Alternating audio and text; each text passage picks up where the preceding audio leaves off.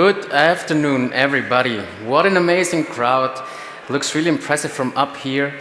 Thanks all for coming out. I hope you're having a great time so far with the program on our main stage. So welcome to stage 2 here at Startup Autobahn's Expo 2022. For all you joining live here, but also a warm welcome to all people joining via our live stream from their couch, from their car, vacation, whatever, you name it. So I'm Johannes, I'm part of the Stuttgart Ventures team at Plug and Play, and I will be your host for the approximately next 3 hours. I know it sounds like a lot of time, but I'll make sure it's worthwhile, and I promise the content is going to be amazing. Yeah, I mean, just as Dan Ram said, it has been 2 years already where we couldn't have these kind of gatherings, these kind of amazing conferences where all innovation people meet. And so I'm really happy to welcome so many ambassadors of innovation here to Stuttgart today. I'm seeing some question marks back there in some faces, so if you can't hear me by now, get outside, get your audio guide, turn it to channel 2, and make sure to come back as quickly as possible. Don't worry, you haven't missed anything important yet. So let's talk about a little bit what we will have today here on the stage 2. We'll have different topics covered. We will hear from inspiring startup founders about how they will shape the future of robotics, of advanced manufacturing, enterprise software, mobility, and beyond. Also, we will gain insights into the collaboration projects our Startup Autobahn program startups had together with our corporate partners. Also, we will hear from global leading corporations like Mercedes-Benz, like Bosch, like Scheffler, or DXC, how they are internally challenging these innovation projects and make sure that they will be implemented within their products or services. And also, we will have stellar panelists to learn from what are the challenges of innovation, what's the future of innovation look like, but also we will have a deep dive into the tech ecosystem and learn more about the German tech ecosystem and the current state. So I'm really looking forward to welcome all these amazing people here on stage. And yeah, I'm really happy to introduce to you the first panel here on stage. I mean, you all are innovation people. You all are challenged with different questions. What are challenges for innovators? What does an ideal innovation ecosystem look like?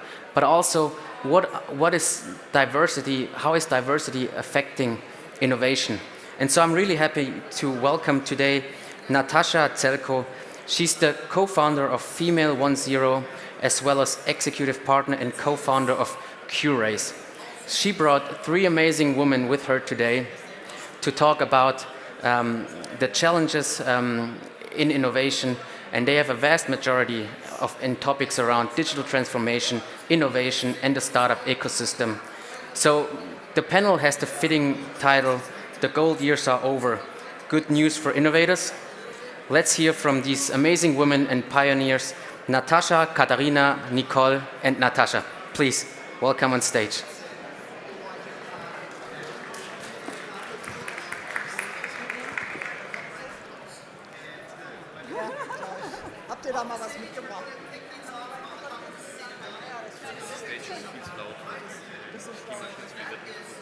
So, welcome all. I'm very excited to be here. Thank you for inviting us. We're a little bit fighting against stage 1. We'll do our very best, so please listen up.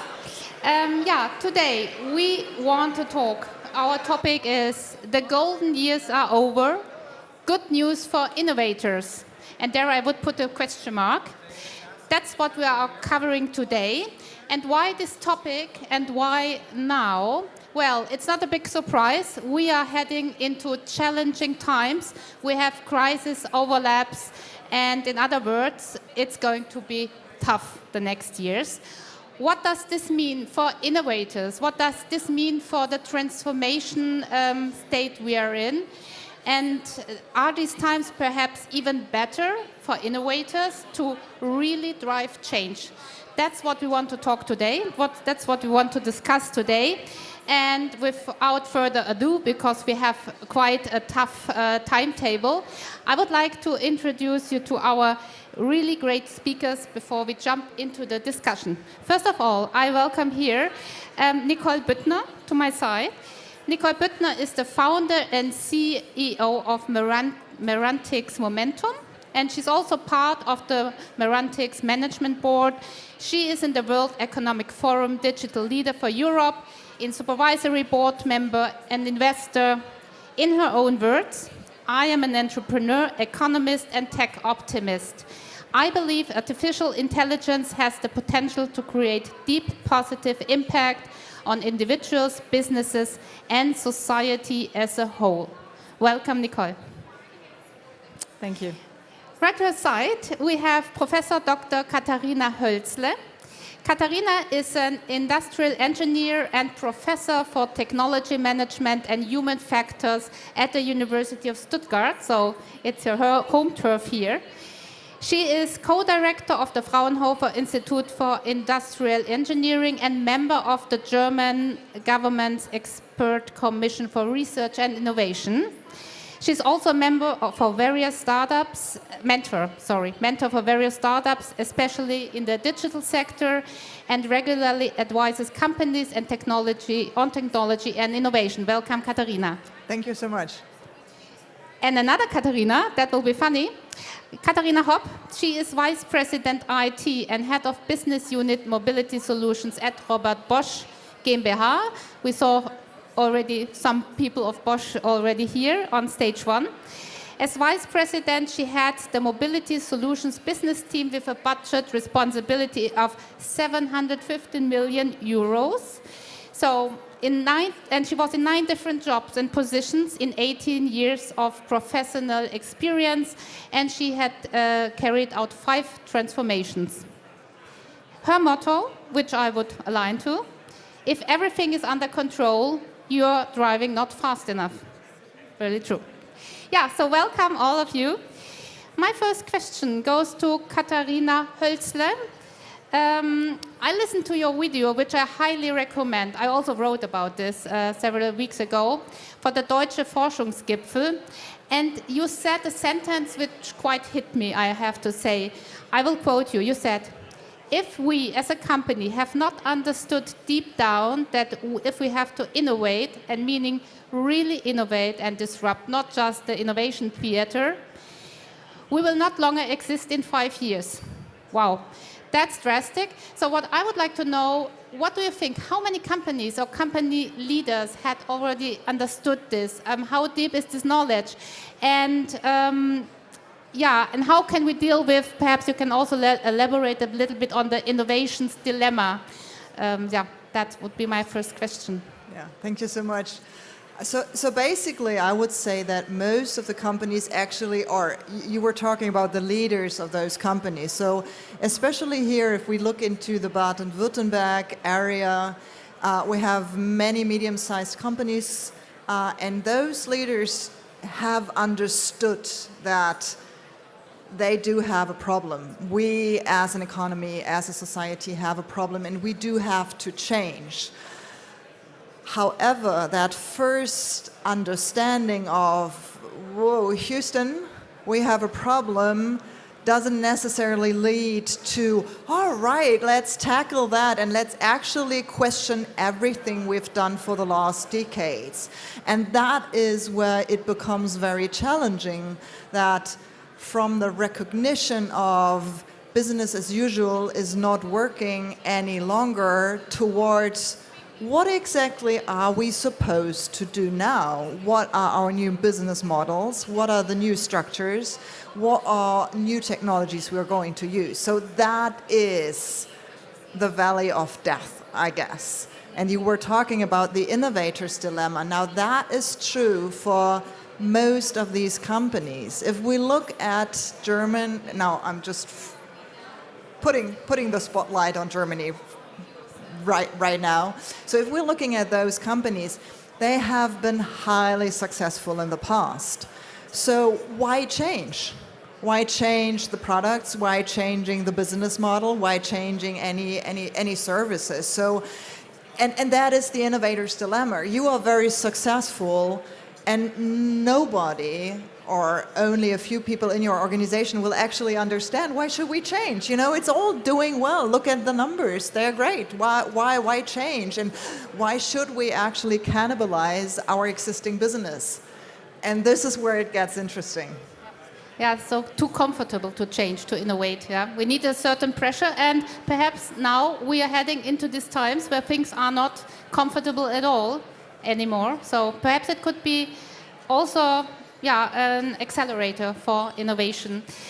And from your perspective, because you have an academic background, not also you worked in industries as well, but you are also a professor at the university, and we have to start early on if you want to have an innovative society, and if you want to have entrepreneurs.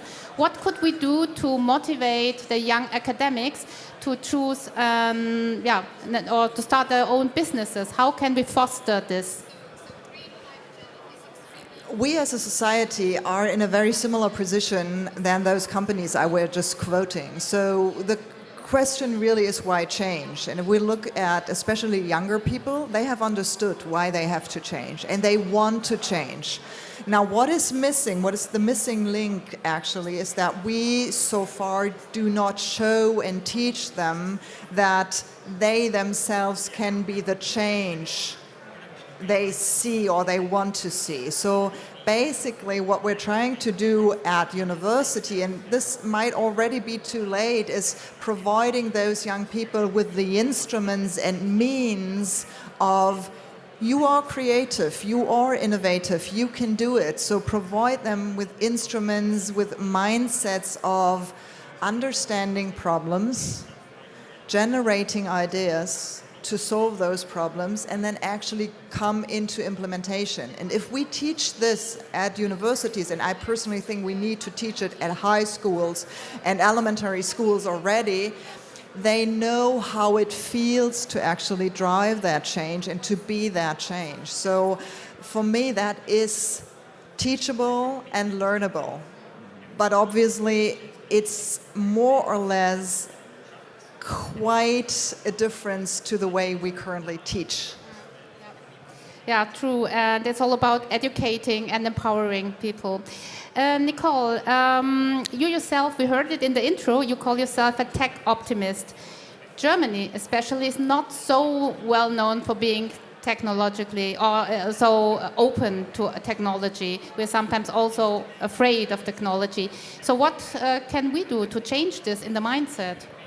Well, actually, when I was walking in here, I was thinking technology is kind of front, left, and center of this conference, right? So I think maybe we're just talking about different types of technology, and I'm kind of more in the software layer, and some people are more in the hardware layer. And I mean, Ola said this during his keynote just earlier, that we're kind of we need to kind of work together, right? Because a lot of the problems or a lot of the challenges, mobility, we have to make soft and hardware work together. Also, all the sustainability challenges, right? Those are hardware problems. It's all the stuff we're consuming, using, flying in that needs to change, and software can help accelerate that change. But at the end, it's a hardware problem, right? We need to get more sustainable materials, etc. So I think we need to bond these two layers together, and I think, you know, as a software builders, we have to like stop, you know, feeling like, oh, we're showing you the newest stuff and you have to do everything like us, because to make hardware is also a very different game, right? And I think it's more about mutual understanding and communicating with each other that will help. And collaborating, because this is also the thing. You're an expert in AI. You're running an AI startup. We are often told that we already lost the game in the perspective that China and US are light years ahead of us. What would you say? Is this can we regain the game? Okay, that's a classic question. I think. I mean, let's look at some of the advantages we have, right? I think the US, for example, has been super strong in conquering some of the B2C use cases. But you know, a lot of the challenges we have here in really world excellent B2B businesses, you can't just solve by throwing an algorithm onto the internet, right? You need bespoke production data. You need things you can't just Google. And I think that's an advantage. However, I think our challenge to make this work, because we actually have super high per capita researchers here in Germany, higher than the US and China combined. So we have all the smart people. And I think to bring this into implementation, right, as you were saying, to make this scalable, one of the challenges we have to overcome is data. So a lot of the approaches we focus on is quite data-centric.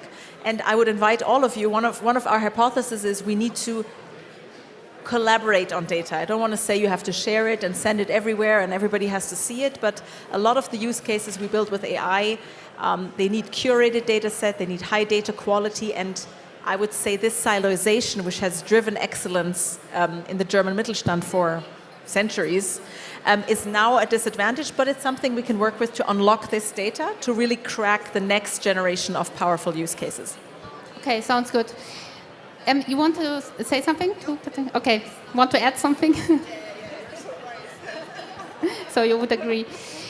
Yeah, so this is really optimistic approach. We need more people like you to encourage us. My next question goes to the other Katharina Hopp. We heard it already. We talked about the innovator's dilemma, and you are from Bosch, which is an established company, not to use the ugly term old economy. But it makes for established companies, it's especially hard to get a new approach or to do things differently or to disrupt. How do you meet this challenge actually at Bosch? Well, I think first of all, what really helps is a crisis, and a crisis that fundamental as we have it at the moment. I think for some of us it doesn't feel like that, but the crisis is coming from so many angles. We have financial risk because of raw material prices, because of inflation. We have supply chain risk. We have a fundamental change in the markets, in what consumers want, how consumers act. And I think actually innovation is the only way out of it. And since we have been an innovation-driven company for a long time, I think people do understand this and there's a certain understanding for it. But it takes also a broad approach. One of them is that you really do manage your portfolio wisely. And this is painful, that you really look what brings you into the future and what might not. The other thing is that you really plant a lot of small seeds at the same time, that you really, out of your own associates, out of your own ideas, create those innovations. And last but not least, it's partnerships. Especially when you're, as a hardware-based company, going into more software and hardware combined business, it's collaborations with the big ones like Microsoft, with the big ones like Amazon, just to name a few, to really drive that way forward and combine forces. Because I truly believe in this combined approach where everybody and every partner brings something in, and that will help us to overcome it. Very good. And we heard a lot already today about partnerships, about partnering up with startups, corporates, and this is a very reasonable approach. And one thing you might perhaps remarked here, we are 4 women sitting here. We should also talk a little bit. Thanks. So, because when we talk about innovation and when we talk about new culture, it's also a question about being more diverse. So, also a question for you, how do you handle this topic about diversity? And I mean all the dimensions, not only gender. We talk a lot about gender, but we mean all dimensions of diversity. How do you approach this topic at Bosch? Well, to me personally, I think there are many ways how you need to do that. Also, again, there is not that one silver bullet. On the one hand, you need to encourage different personalities. You need to encourage and give them the sense that they belong here, that they're not there, the alien, but we need them to disrupt the system because the system is very stable, very hard to break. So you really need those new ones and make sure that they stay with you. This is super important for me. The second thing is you need to increase the awareness on all sides. You need to make sure that all the potential that you have, you use it. And this is by role modeling, this is by reverse mentoring, this is by bringing people together.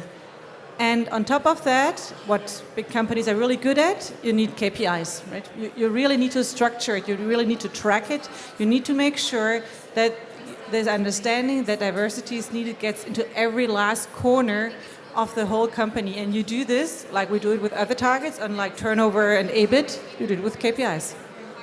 Very good.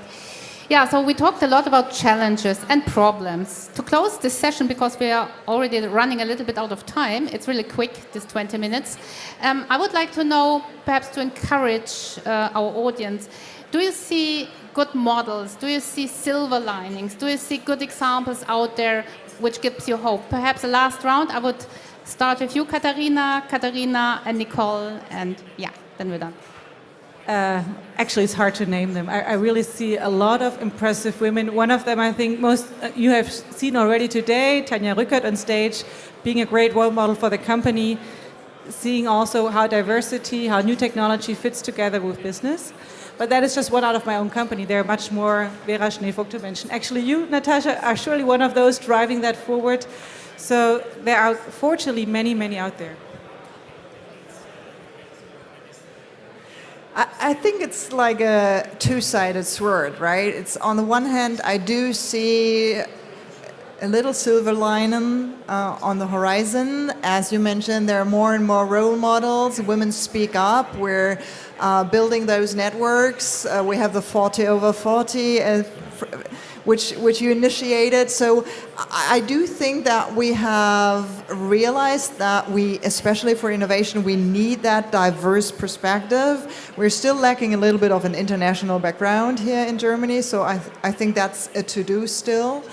And I do see, if I talk to entrepreneurs who are usually younger, but also some more senior people, that they understand that for them to be successful, they need the diversity. So I think if we look at younger companies, for them it comes a lot more natural. So I guess the big challenge will be, how do we take this and how do also established organizations, and the University of Stuttgart is one and the Fraunhofer Association is another one.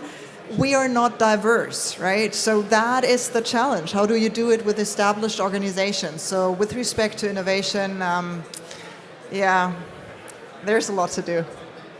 Still way to go. Nicole. I guess for me, there are like 2 or 3 different layers. So I think on the diversity topic today, if you ask me, my own favorite are like the women around Verena Paust and Mea Meckel. They just took over a football team. I thought that's pretty awesome. The European Championships for women are starting. That's this week's favorite. On a governance level, I'm from Karlsruhe originally, so not far from here, like the slight competitor. I was actually curious to see what Ola would say about the origins of Mercedes, but he didn't mention Karlsruhe. We always feel a little neglected. There's a great entrepreneur in Karlsruhe. His name is Martin Hubschneider. I was talking about data collaborations. He founded a few companies. He also was a first investor in PTV, which some of you might know in the automotive industry. And he is now starting to try a new governance model, which he calls We Companies. And I think when we're talking about data collaboration, right, new governance models are kind of needed, because this platform, I'm an economist, so I learned competition is the winner and we do platform economy. It's kind of over. And we need to have governance structures for these ecosystems we're talking about. So that's something I find very interesting, and I would like to pilot also in one of these collaborations we're doing.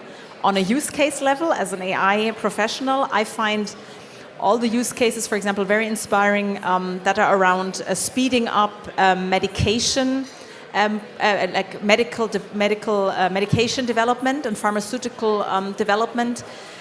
Which we see, like, so for example, making animal trials maybe superfluous. That would be kind of a dream I would like to see come through, and that people are working on speeding up medical trials to make responses to the pandemic we're facing right now faster. So those are 3 things that excite me right here today. Perfect. Thanks a lot. It's 0000 on our clock. So this is a female superpower, I would say, being on time. Thank you very much for this quick and inspiring talk. Katharina, Nicole, it was great to having you as a speaker. And let's meet again and do another talk soon. Thank you. Yes, we will. Thank you.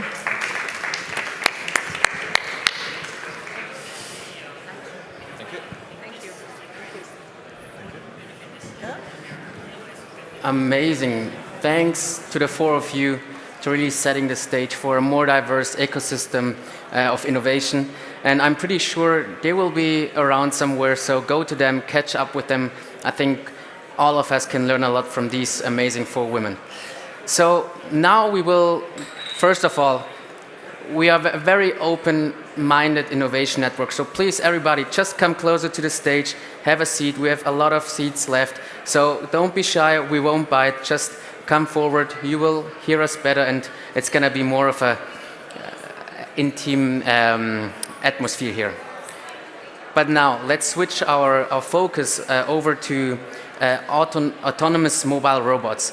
We have 2 companies that will be presenting, and first I'm really happy to invite Lukas Teichmann on stage. He's the managing director and COO and co-founder of Node Robotics, and they're building the next generation of software solution for autonomous intralogistics. And it's actually pretty funny, we both sit in the same office building or research building in Arena 2036 at the campus in Vaihingen here in Stuttgart, and so we can really witness firsthand their development, and it's really amazing what these guys are building. But let's hear more from Lukas.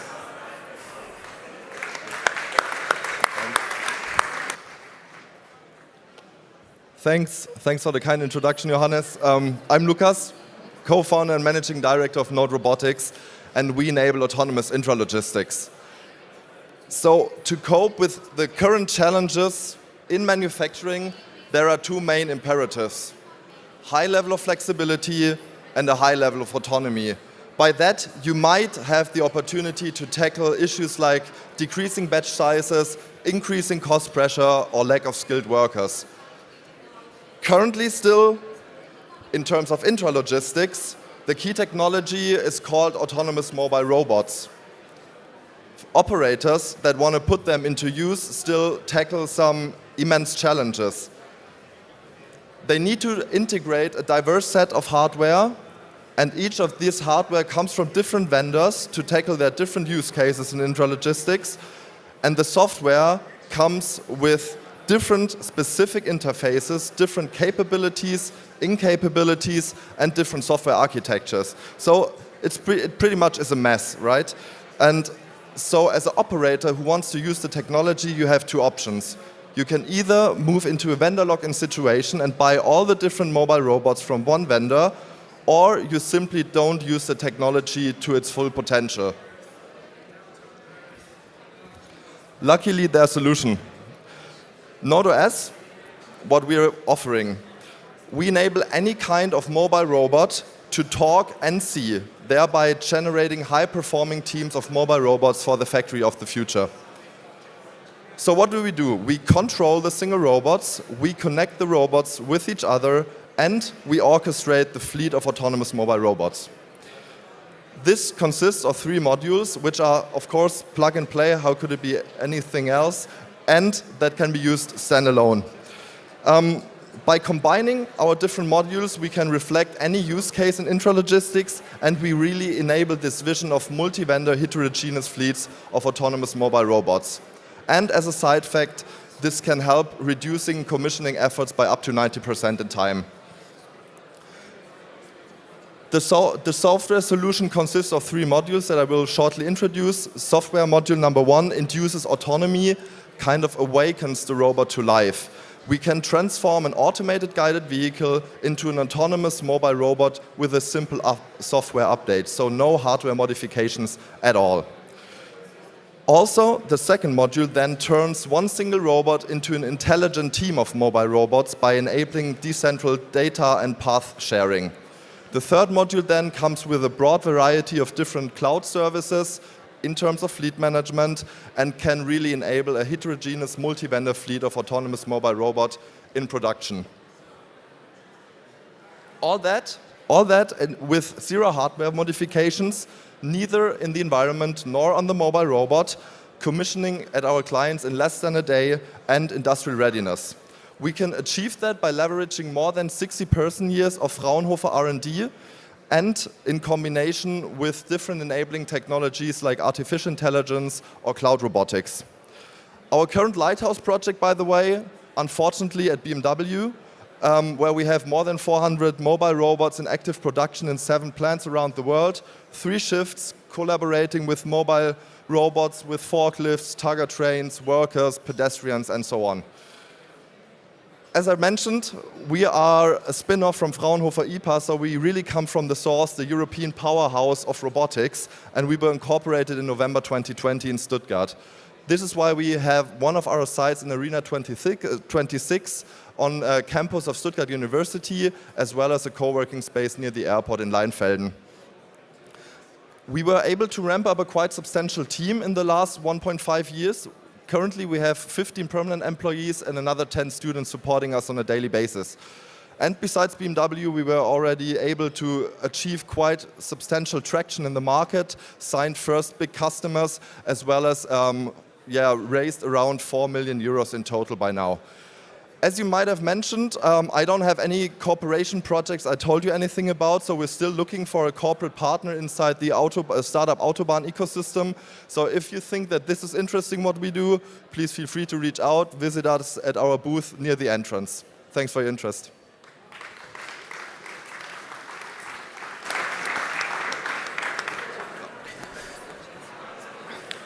Thanks a lot, Lucas.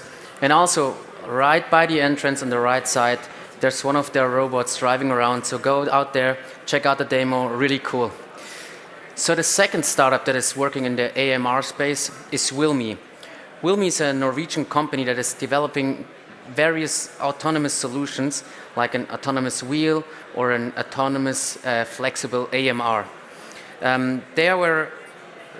They will come on stage and they will actually talk about their entire journey from meeting Webasto until the Expo Day today, where they're showcasing their solution. So please welcome Daniel on stage.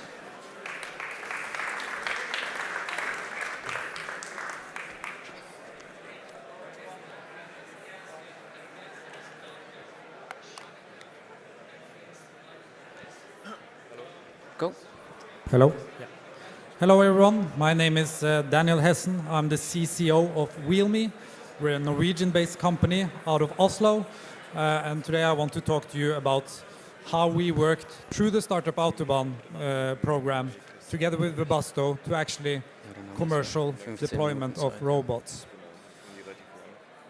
WheelMe has a statement, and that is robots are too expensive, too slow, and too inflexible out there today. And that is why we have developed the world's first autonomous wheel. Like you see here, we were in the Time magazine last year, one of the top 100 best inventions in the world. And the whole concept is quite simple. It's about autonomous everything. You can attach wheels to every object and make them self-driving. And that gives you a whole nother flexibility and a whole nother cost base than you actually had before. WheelMe was actually a part of Startup Autobahn 3 years ago, and then we met Webasto, and we agreed that we wanted to do a pilot together. We decided that we wanted to test the technology in their lab in Utting here in Germany. And that pilot has been going on because we got a lot of feedback from Webasto helping us to develop the product. We did a lot of mistakes and we succeeded a lot as well. What that led to is that we now have 2 contracts with Webasto deploying the wheels in 2 manufacturing sites in Germany and United States. And I want to show you a video of the different tests we did back then. So here you see one of the first prototypes we did. So what we tested together with Webasto was the safety. Will the object stop when something gets in the way? Hast schon geredet? Ja, sehr cool. We also tested dynamic obstacle detection. Ja, den einen, den habe ich. You can see me going in front of the object as well.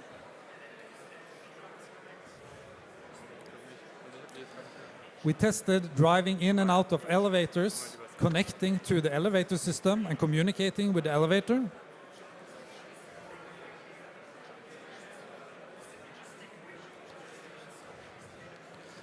We tested the weight capacity. Can the wheels handle the weight that Webasto needs.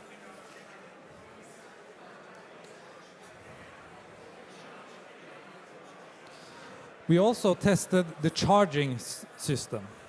Here you can see the wheels moving into a charging position within the Webasto plant.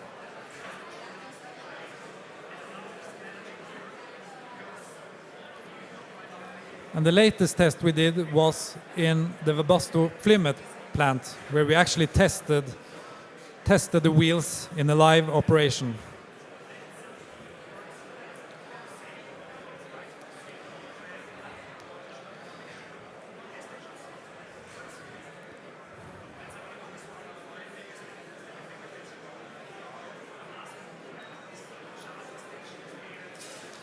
So I do want to tell you a little bit about how the technology works as well. We have two solutions.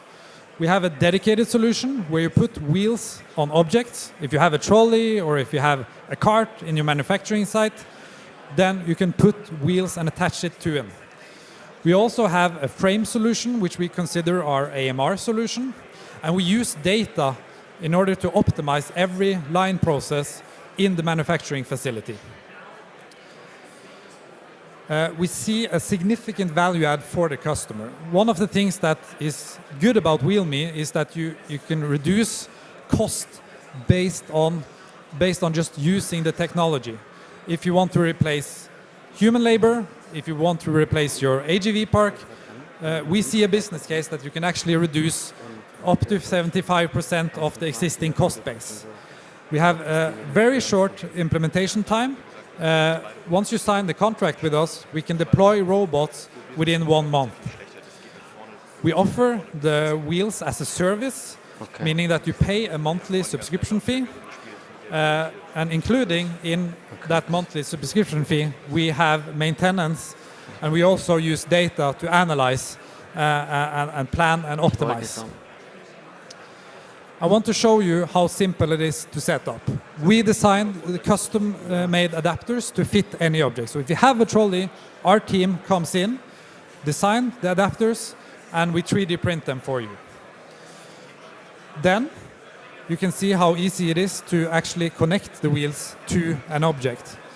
Here you see a click-in, click-out solution. If you need to swap parts, the adapters is easily fit to the object that you want to move.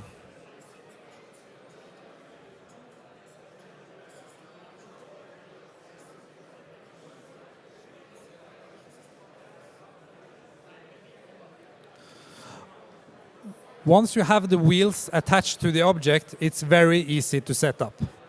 The first thing you do is that you create a map over the manufacturing facility.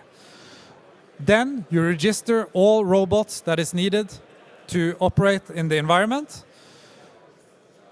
Every robot, it's assigned with a mission, and to give a command, you can push a button, you can use voice, or you can just use the app that we have developed. In Norway, we produce robots. We have set up a manufacturing facility that can handle up to 80,000 robots a year. The manufacturing facility is based in Fredrikstad, Norway. And we are also working to set up offices in the United States, Germany, and Japan. And currently we are 67 employees worldwide. So please come and join the robot revolution. We are happy to take in orders, and we are happy to discuss use case with all the exciting companies that are here today. Thank you.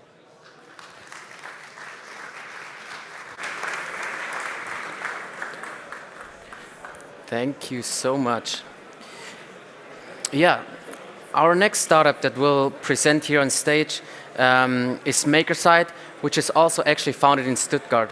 And MakerSide helps their customers to tackle challenges along their entire supply chain. But more specifically, they're trying to help them with decarbonization of their supply chain and their transformation towards a greener economy. They actually have made 2 pilot projects in this program. one with DXC and the other one with Scheffler.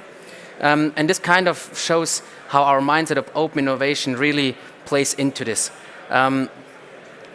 We will have Julian Weitz, the VP of Sales of MakerSide, give a brief introduction about MakerSide, and then we will be joined by Scheffler and DXC to talk about their implementation stories later on. Thank you for the introduction. So we MakerSide, we are a Stuttgart-based software as a service company that helps manufacturing enterprises solve complex challenges around their supply chains and their products. And we do this by delivering fully automated digital twins of how products are made.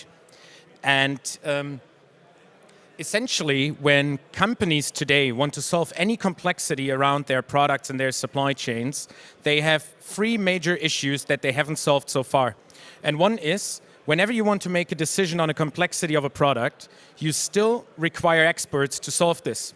You need to go to an expert, they need to do research, they need to do modeling, and basically a week, maybe a month, or a couple of months later, you'll have an answer to take a decision.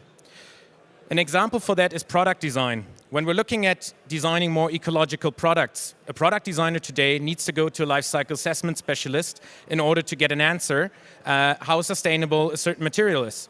This can take a week, can take 2 weeks, maybe a month as well. And you're missing, on one hand, as a company, opportunities, or you're posing yourself to a larger risk.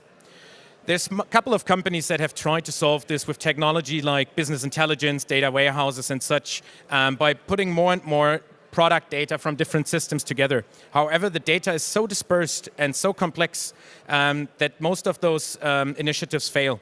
And another point is, some of the data just doesn't exist. When you're a large manufacturer now and you ask your suppliers, what's the product carbon footprint of what you're supplying to me? Most of the time you won't have an answer. And this is data that is not existing within inside companies, but it exists outside. And what we've done is basically, we solved this by creating the world's largest supply chain and material database to date in theory. In theory, because we haven't actually built anything of our own.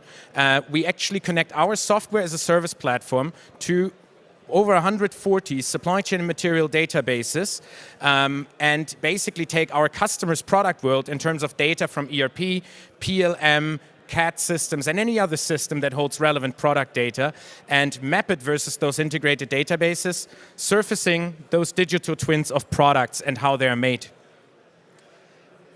As you can analyze with our platform your products across more than 50 different categories, there's a multitude of use cases you can apply it. However, we see 3 major challenges that are a common thread across our entire customer base. And one is really for organizations how to get to net zero. And the toughest part is the products, because for a manufacturing company, almost 90% of the emissions come from within the supply chain.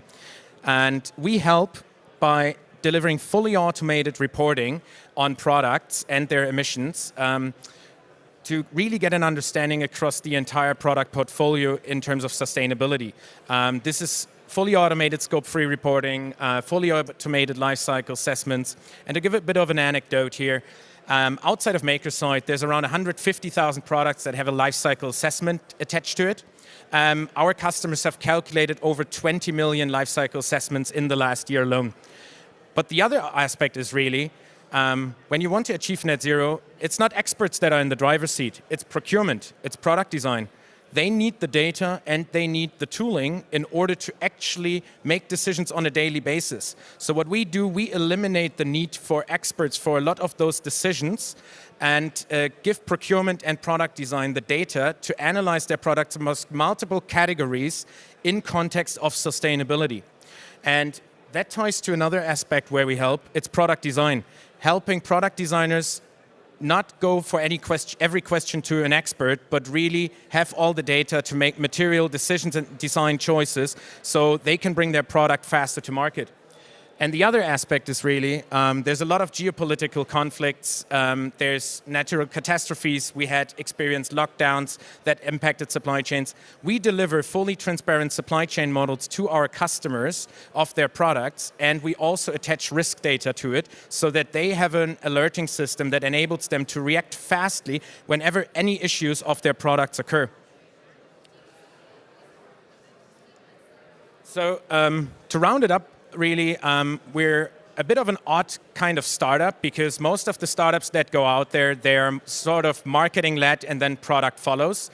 We, on the other hand, have done it a bit differently. We were founded in 2018. However, our CEO already started working on the product since 2016. And really, since last year, we've not done anything in terms of marketing or in terms of sales really going out there. We just worked on a product, and that makes us a bit unique because we have a very mature product, and only since last year we tackled the market. However, as we have a very unique value proposition, we already count the likes of Microsoft, Procter & Gamble, Cummins, Vestas to our customer base, where we're helping them solve exactly these challenges. And to actually welcome another potential new customer on stage that will soon follow on this logo side, I want to introduce Stefan from Scheffler right now, who will talk about what we did for them in the pilot stage.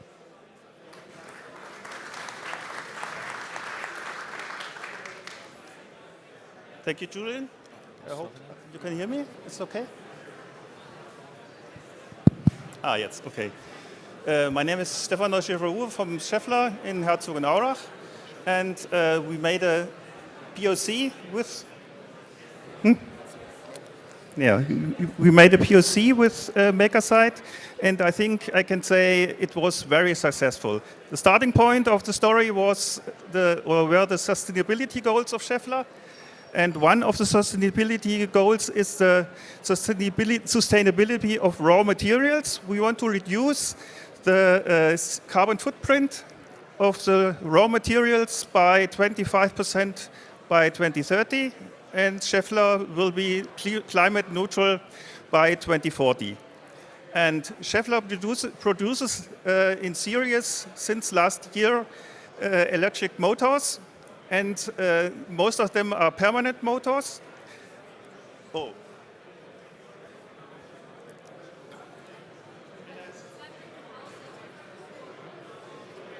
Can you see the slide? Can I see the slide? Sorry? Okay, Neil, one slide back, please. Okay, then on the left side you see the sustainability goals of Scheffler I explained before, and electric motors are in the middle of the slide, and most of them are permanent magnets in the motor, and it is like in any other fields in the industry. This supply chain is dominated by Chinese companies. Most of the magnets comes from China, and that are more than 90% of it. The next slide, please. Here you see it's a long way from the mine to the magnet, ready to assemble in an electric motor. At first, at the mine, you have to grab the ore, then you have to do a beneficiation step. This is concentrate. You made some additional steps and get the rare earths with high purity. Then you can alloy, and you get the magnet powder. And the last step is the production of the magnet. Maybe you sinter the magnets. And as I said, the actual supply chain is the Chinese supply chain. And Scheffler is just looking for an alternative supply chain. We call it the optimized supply chain. The mining can be located in Australia, for example, or in Canada. The next two steps can be implemented in Norway. There, Scheffler made the first step for the realization. We signed a 5-year contract last April, and the last two steps can be done, for example, elsewhere in Europe. And now the question for MakerSite was, is this optimized supply chain only an alternative, or is it better in terms of this carbon footprint? And this is a question for MakerSite to answer in the POC. And here you see the result on the left side. It's a Sankey diagram. It looks a little bit strange. I highlighted three materials, the neodymium and the dysprosium and the electricity. And MakerSite implemented both supply chains in a very short time. And here's the result. And you see at the bottom, it's really a lower carbon footprint there. And the reason for this is mostly the better electricity carbon footprint in Norway. And now this is the first point, and we're just looking forward to make further work with MakerSite. And if you need more details, just visit it on the booth. Thank you.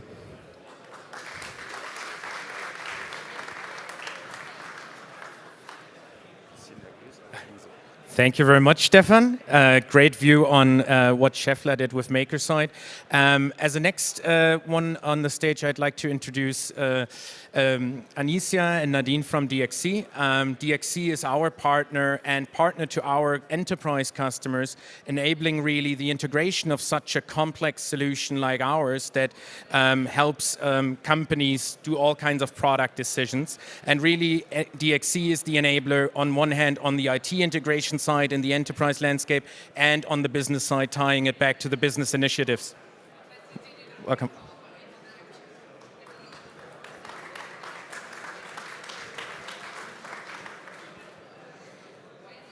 Thank you very much, Julian. I think you would all agree that this was a very impressive example of how MakerSite's digital twin enables making fast decisions when it comes to solve complex product and supply chain challenges. So having a technology that equips organizations to make decisions on complex challenges at scale are more needed than ever. Those challenges are, for example, reaching net zero, or building resilience on our product supply chain against geopolitical issues, national catastrophes, lockdowns, and so on. But how can large enterprises get there fast? So typically, the following three questions need to be addressed when looking to transform enterprises towards the future economy. So the first question is what? So what are the product-related business issues to solve? And the second question would be where? So the answer to the first question very much depends on the availability and possible extraction of the necessary product data to feed the MakerSite solution, but where to find all of this data and now which of it is important. The third question is how. So how is this going to be integrated within the enterprise organization and who will be involved? So getting to net zero, for example, requires data democratization across all departments and also the full integration of the MakerSite solution within their customer's environment. And then, of course, maintenance of in- and outgoing data streams. So how to scale, how to integrate and to automate is the third question that needs to be addressed. And yeah, DXC can deliver the answer. So with our profound industry knowledge and digital transformation expertise on one hand, and our deep data analytics and IT integration experience on the other hand, we can understand your corporate environment and address these questions with and for you together with MakerSite. Therefore, we use our proven agile approach, including the DevOps framework, to kick off your net zero journey. So you will get the best of both worlds. MakerSite's digital twin technology to solve complex product and supply chain challenges, and DXC's leadership in building analytics and AI platforms in complex enterprise environments. And now I'm happy to pass the word to my colleague Nadine, who will show you how these two worlds working together. So thank you, Anicia. And as Anicia said, we will provide you the best of both worlds, so from MakerSite and from the DXC perspective. And I will show you how we work together. And for a better understanding, we divided our collaboration approach into 3 stages. So let's start with the first stage, We call that identify. So DXC identifies first the required data sources within the organization and provide guidance, for example, for data collection and data extraction. And on the other hand, MakerSite validates the completeness of the data, which should be imported and calibrates the system for the desired outcome. And then we have the second stage, so here in the middle of this graphic. And here you can see that, that MakerSite's share of work increases here. So after DXC did all steps of data preparation and cleaning, then MakerSite includes this data into the MakerSite's platform. And with this created database, MakerSite can train its AI engine on the customer's data to deliver fully automated reports, such as life cycle assessments or supply chain risk assessments. And finally, we integrate the solution into the customer's IT landscape. So that's the third stage. And with that, we make the data accessible for daily decisions. So for example, for product developers, they can use this data for decision support regarding more sustainable product choices. And with that, so we will provide you the best of both worlds, so from MakerSite and DXC. And we as DXC, we have a large IT consulting footprint and a huge industry knowledge. And with that, we ensure that MakerSite has real-time and accurate data for its AI engine to deliver fully automated calculations for decision support. Yeah, and so that's it. That's how we work together and how we create the best solution for you and your customer. Thank you. Thank you so much. Just pass the microphones on. Thank you. I see the audience is filling up slowly. For the best audio experience, I know we have 2 competing stages with sound. For the best audio experience, I encourage you to go outside, grab one of these audio guides, and you'll be perfectly fine. These gentlemen in the row and here and the lady back there already have done it, and I guess it's working quite well. So yeah, for the next pilot talk, again with DXC, they together with a Norwegian startup called Identify, they're working on a solution that will accelerate the digital transformation of energy usage in the manufacturing sector. And so I'm very happy to welcome Alexandra from Identify and Lara Fischhuber, our dear friend at from Startup Autobahn team, on stage for their presentation. All right. Can you guys hear us? Shh. You're not going to want to miss this one. Okay. Are the slides coming up here? All right. The world runs on industry. From metals to chemicals to petrochemicals, we're all dependent on the products that these industries create. We're missing some slides here. That's okay. Sorry.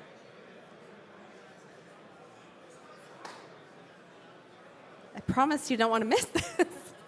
That's great. Okay. Well, once that gets up, we'll get this party started. But as I was saying, from metals to chemicals to petrochemicals, we're all dependent on the products that these industries create.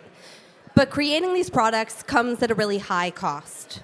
From what we find is that global inefficiencies in these industries costs north of $500 billion every single year.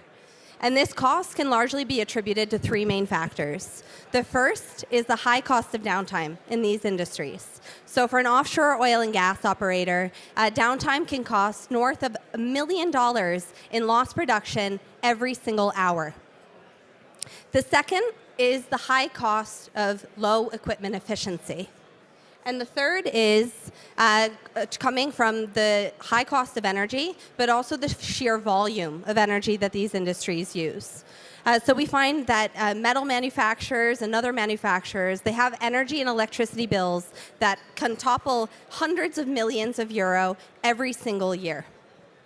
And one way to improve this is, of course, by leveraging data and applying analytics to achieve optimization.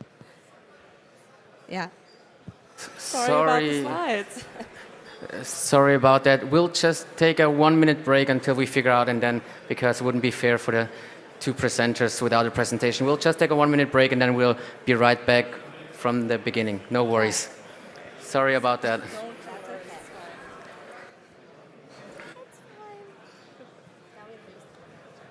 That's okay. We can go upstairs and onstage. This is again a very dramatic pause. Yeah. Oh my God. Wish we had some sort of party trick. Aha. Oh. Yes. Okay. So we already stepped through the inefficiency. And so as we were touching into, one way to improve on this numbers is, of course, to take the huge amounts of data that you have and apply analytics. And so we see that lots of companies have made analytics popular, companies like Tesla and Google and Netflix. And so these large industrial operators are trying to apply the same technologies. But they're finding that they're landing in what we call pilot purgatory, with 18 out of 20 AI projects failing to deliver any return on investment. So this is a massive problem. And there are a lot of really good reasons for it. But what we're finding is that the journey from a working demo to a solution that scales and enables meaningful interactions is steep. And making the leap from demo to scale is almost impossible. So the reasons for this are plentiful. And so we have 4 reasons detailed here today. But the main challenges of applying and scaling industrial AI can be attributed to these.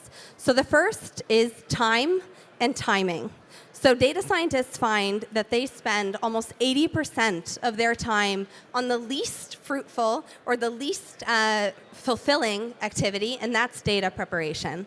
And the second is timing. So we're talking about industrial assets that have been installed in another century. So we're talking about applying new age technology to equipment, to machines that were installed decades ago. So we're based in Norway, so we have some statistics from the Norwegian economy. And so the first is the average age of hydropower assets is almost 50 years. The second is Norway is an oil and gas petrochemical community, and 75% of our remaining reserves are in fields that were installed before the year 2010. And then the third is, of course, the age of ships is 26 years. And I know that there's so many companies here that have very rich histories, that have decades of experience, sometimes even centuries, and that just provides some new challenges. The second is the lack of labelers. So we're talking about skilled workers that can prepare and leverage the data for analytics. So when we look at consumer industry, we're thinking primarily about images, right? And the reason that companies like Tesla and Netflix were able to get the sheer volume of data necessary in order to perform really advanced analytics is because they can scale it across millions of people. Because almost anybody is able to say what a cat or a dog or a tree is. But when we're thinking about industrial assets, labeling equipment events is not as straightforward. It requires a degree. It requires very, very strong physics knowledge, knowledge of the complex underlying systems, and it also requires contextual information. The third, and this is a lucky thing, is that we have very few events to learn from. So if we think about complex equipment like a compressor, for example, a compressor might have 1 critical failure per year. And that critical failure could be any of 33 failure mechanisms, 20 failure modes, and any of 60 components or maintainable items could be responsible for that. So putting this into context, to make this make sense, let's look at an example from ImageNet, which is a very well-known example in the AI world. And that created the benchmark or the baseline for how much data you need to build AI models. And here they said 12,500 examples of cats and dogs, you can get a 99% accurate model. So if we want to build something of equal accuracy and precision, which is often the requirement on the data scientists, you would need thousands, if not millions, of years of examples in order to create the data sets necessary. And then fourth is The challenge is that we don't have the right tools. So you can't label or prepare data for tens of thousands of years in Excel. And knowledge largely exists in people's heads or is transmitted through email. So how can we break out of pilot purgatory and cross the AI chasm? Right, that's my cue. So hi, everyone. I'm working at DXC Technology, and I met Alexandra and the Identify team about a little bit over a year ago. And what we immediately liked about Identify is that they pick up the foundation of great analytics by applying great analytics to data. So great data is their foundation, and that's the foundation for great analytics. And they build data models and data sets that scale even in very, very complex environments. And back then, we were in contact with a metal manufacturer that was facing a lot of the challenges that Alexandra mentioned. So they wanted to get insights from their energy consumption that was down on the production level, but the insights, these valuable insights, they were stuck in lists and lists of unstructured files. So you must imagine like long, long lists of unlabeled files that they were lacking the data preparation and the efficient data preparation to analyze this and to get some insights from it. And they actually dedicated a lot of people, so a lot of manual labor, to extract these files, to label them, to prepare them in order to identify opportunities for improvement. And that wasn't their desired solution. So they were looking for an innovative solution, and that's when we proposed Identify to them. So Identify to build the effective data sets and data models that could actually scale in a very complex environment. And then together with the DXC integration services and analytics offering, we were able to offer them a unique proposition. And then together with the manufacturers' very specific industrial expertise, we actually got into action. And the goal from the first project was really to automate this energy consumption. And we built an energy monitoring concept around that that can scale across the entire organization of a manufacturer, which again has a very complex environment. And we identified opportunities to reduce energy and energy consumption, to improve the energy efficiency. So there were tons of machines and equipments that were in idle mode, and you were able to use these machines a lot more efficiently. And we identified opportunities to compare plants by efficiency, energy efficiency, and also compare business units or drill it down per part and really compare the energy efficiency per part and per order, and basically do that very fast and very cheap. So the way that we go from the raw data to the insight is a fourfold approach. So we first start by mapping this very, very complex system. So if you come to our booth afterwards, we can show you the digital representation of all of these meters, how they relate to each other.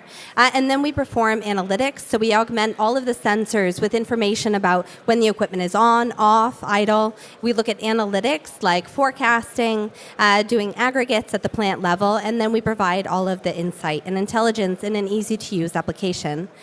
So the application, which you can also come by for a demo, allows the metal manufacturer to track consumption by location, by category, by part, so at every single level of the organization, allowing them to forecast expected usage by machine, zone, plant, based on upcoming production plans. And third, and also probably most importantly, is the ability to track and identify reduction opportunities. So business cases are only business cases on slides if they're not being tracked. So it's really important to have transparency and visibility into what are the decisions that are actually being made based on the recommendations that you give, and how much money are you actually saving. So together, and Lara touched on some of the benefits, but concretely we found opportunities immediately out of the box for 6% energy savings, which means a lot on a company that spends 200 million euro every single year. And also the ability to reduce the amount of time spent doing this unfulfilling work in Excel. So we found that we were also able to automate the entire process, which led to €500,000 in savings. So now of course, we're all feeling it, both as consumers but also as companies, is that energy costs are rising, and they're only expected to continue to rise. And with all of this market volatility and with the threat of rationing, it's really, really important to make every kilowatt count. And we find that if you don't track, you can't reduce. And it's really important to have this digital transparency. We also believe that this is going to become part of your license to operate for the future and not just a nice to have. So really the time to act is now. Yeah, and visit us at our booth, like Alexandra already said, and there we can show you a demo of our energy intelligence. And we have snacks if you want to fuel yourself. Exactly.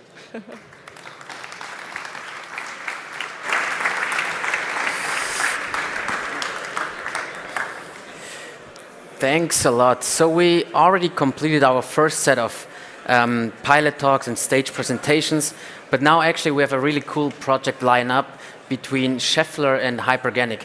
As you know, amongst many other things, Scheffler is also a specialist in bearings, and Hyperganic is a Munich-based company that uses algorithmic engineering to design very complex products.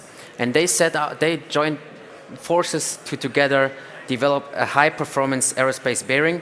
So please welcome with me Florian from Scheffler and Amelie from Hyperganic.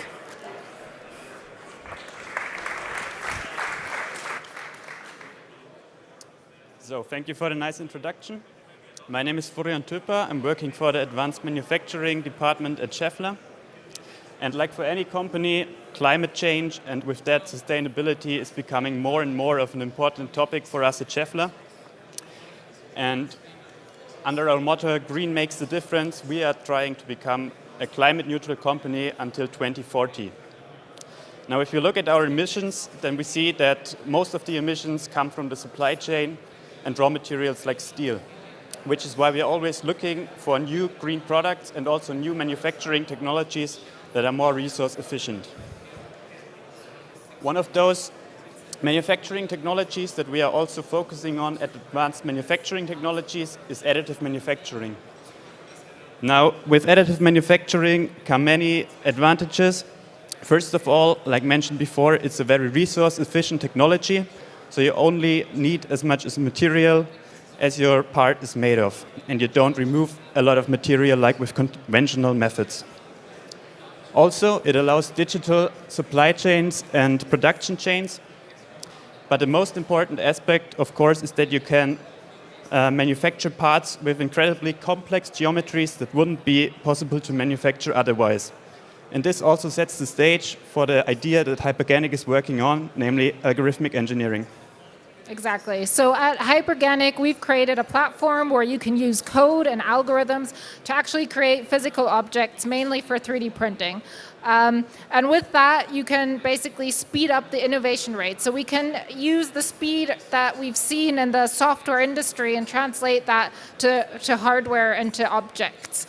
And so we're doing that for a wide variety of applications. So if you just go to, exactly. So we're looking at aerospace, heat exchangers, customized parts like saddles, for example, like insoles. We're looking at implants and even bioprinting applications. And so the real value of algorithmic engineering is that we can now design with the speed of algorithms. So creating a part from a function is much quicker than doing it by manual work as you would with a traditional CAD tool. We have a lot of crosstalk between different industries because we basically use functions, so we encode the functionality rather than having a piece of mind that we try to create using a CAD tool, meaning that we have a lot of translation between industries and we don't start from zero designing, but we always have already a built thing that we can work on top of. We can explore wide solution spaces because we can very quickly generate variations of parts. And essentially, we have intangible IP because it's not one person working on a single part. And then if that person leaves the company, for example, all that knowledge is lost. But essentially, it helps teams work together more because everybody can focus on creating a function. And essentially, using object-oriented programming, these functions can be combined to create actually a larger part. Thank you, Emily. So like Emily explained, Hypergenic really changes how you approach the design of parts. Instead of using classical CAD programs, you now use computer code to create a geometry. In the background, you already see the part that we chose for the proof of concept that we started with Hypergenic last year to explore what's possible with their software. It's a high-performance aerospace bearing that has an internal cooling channel in the outer ring. Now, you may wonder why you would use an internal cooling channel. Well, aerospace bearings are, of course, highly stressed parts, especially during the takeoff of an aircraft, and including this cooling channel allows higher rotational speeds, and with that, more powerful and also more efficient engine designs. It's also, of course, a nice example of a part that's only possible to manufacture with additive techniques, in this case, laser powder bed fusion. To start a cooperation, we built a little application that you can see here in action that replicates the conventional design as a fully parametric model. And as you can see, you can really vary every single parameter of the design and create a new design variant in just a matter of seconds. We also implemented a small optimization function that maximizes the function of the heat transfer that the design achieves. And with that, you can see that in this case, a large number of windings seem to maximize this function. It will be created right now. As you can see, it only takes a matter of seconds. Of course, there are more things to consider than just the heat transfer, so you could also implement something like the pressure drop in the design, which will be something we'll be working on in the future as well. Now, with additive manufacturing and Hypergenic together, you are not really limited anymore regarding the complexity of your designs. In fact, if you have a look here, all these 5 designs with their complex cooling channel shapes can be created by simply varying a couple of lines of code, a couple of parameters, and in a matter of minutes, you have a new design variant.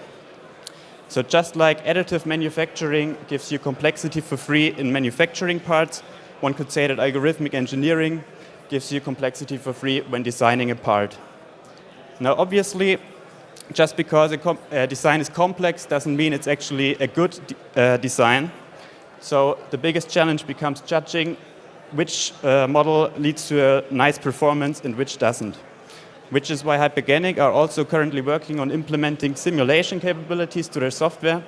So at some point you could have some feedback loops of creating a new model with the algorithm, simulating it, and then getting some feedback to really optimize the design in the next step with the algorithm. Exactly. So if you're interested how you can use algorithmic engineering for your application, please visit us at our booth. Just follow the white lines, actually, and the first booth to the right, you'll find us. And you just mentioned that we have a very novel simulation technique that we've now integrated. So that as a little teaser, if you want to learn more, then please visit us at our booth. Thank you.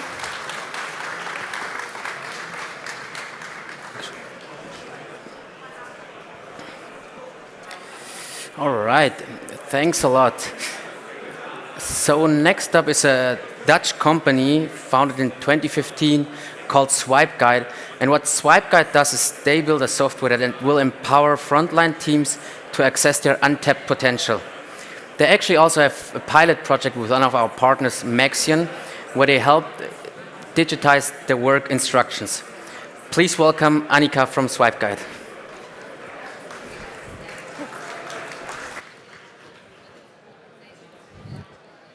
Hi, good afternoon, everyone. I'm Annika. I'm one of the founding team members of Swipe Guide. And today I'm going to talk about the problems of manufacturing in 2022. I see that the presentation is slightly broken, but going back here, you see that there's a lot of stuff going on in manufacturing at the moment. There's, of course, a global supply chain shortage, but also there's labor and skills shortages going on. And yeah, we don't really know where this is going. I've been talking to a lot of manufacturing leaders in the past few weeks, and there's actually one thing in common that everybody says. And that's really the problem of skilled people. How do we retain them? How do we get access to them? Doesn't matter if it's in Europe or the US, the problem is the same across industries. And the brain drain is real. the majority of manufacturers and field service professionals feel this at the moment in the market. This is, of course, also caused by a huge chunk of the retiring workforce leaving with the knowledge. But also, of course, the younger people who are leaving, maybe staying way shorter in the company than they did before. And looking at actually the reasons why people leave, it's interesting to note that it's not all about the money. So actually, lack of compensation or poor compensation is only number 4 of the reasons young Gen Z frontline people leave a company. Actually, topping the list is things like feeling burnt out at work, lack of appreciation, lack of motivation and engagement at work. And we all want to believe in this dream of Industry 4.0. Digital transformation probably has all the answers. It's going to solve all the problems that we have. However, the truth is that only around a quarter of all industrial tech use cases were scaled beyond a pilot project last year. And the reasons for this is usually complexity, but also things like price, lack of adoption among the frontline teams, and also lack of people to actually drive these projects forward. So what's going on here? I really like the quote of actually a manufacturing director I spoke to yesterday from PepsiCo. He calls this current market a very unpredictable storm. And that's pretty accurate, actually. Nobody knows where this current market and industry is going at the moment. And what we do know for sure is that people are still extremely important in driving smooth operations, even though automation is, of course, also very widespread, but people are still needed. The knowledge in the heads of people is still so extremely important to drive operational efficiency in manufacturing. One way to do this is with collaboratively created work instructions and checklists that really drive this production efficiency at scale. So by capturing, sharing, and improving the critical operational knowledge across your operations, you can actually not only standardize your procedures, but also continue to improve them on the long term. And of course, with digital work instructions and checklists that are truly created by the workforce for the workforce, you can, of course, reduce errors across your operations, but also improve skills and really motivate them to be more engaged in your operations and stay longer. So going back to the question, what can we do to stop the brain drain in manufacturing? And not doing this in 6 or 12 months, but right now, here, today. Well, first of all, let's focus on the things we can actually do something about. So what do you have control of? Well, that's your processes, your procedures. Try to standardize those as far as you can. And of course, also try to capture the knowledge from your front line, because that's really the critical operational knowledge that drives your business forward. And third of all, really involve them in the shaping of the processes. And we're actually standing here with Swipe Guide right over there. So I would be really curious to hear your thoughts on the current markets as well. And what are the most pressing issues? So to continue the conversation, you can find us right there. Thank you so much. My name is Annika, indeed. You have my contact details here if you want to hear more. So thank you so much.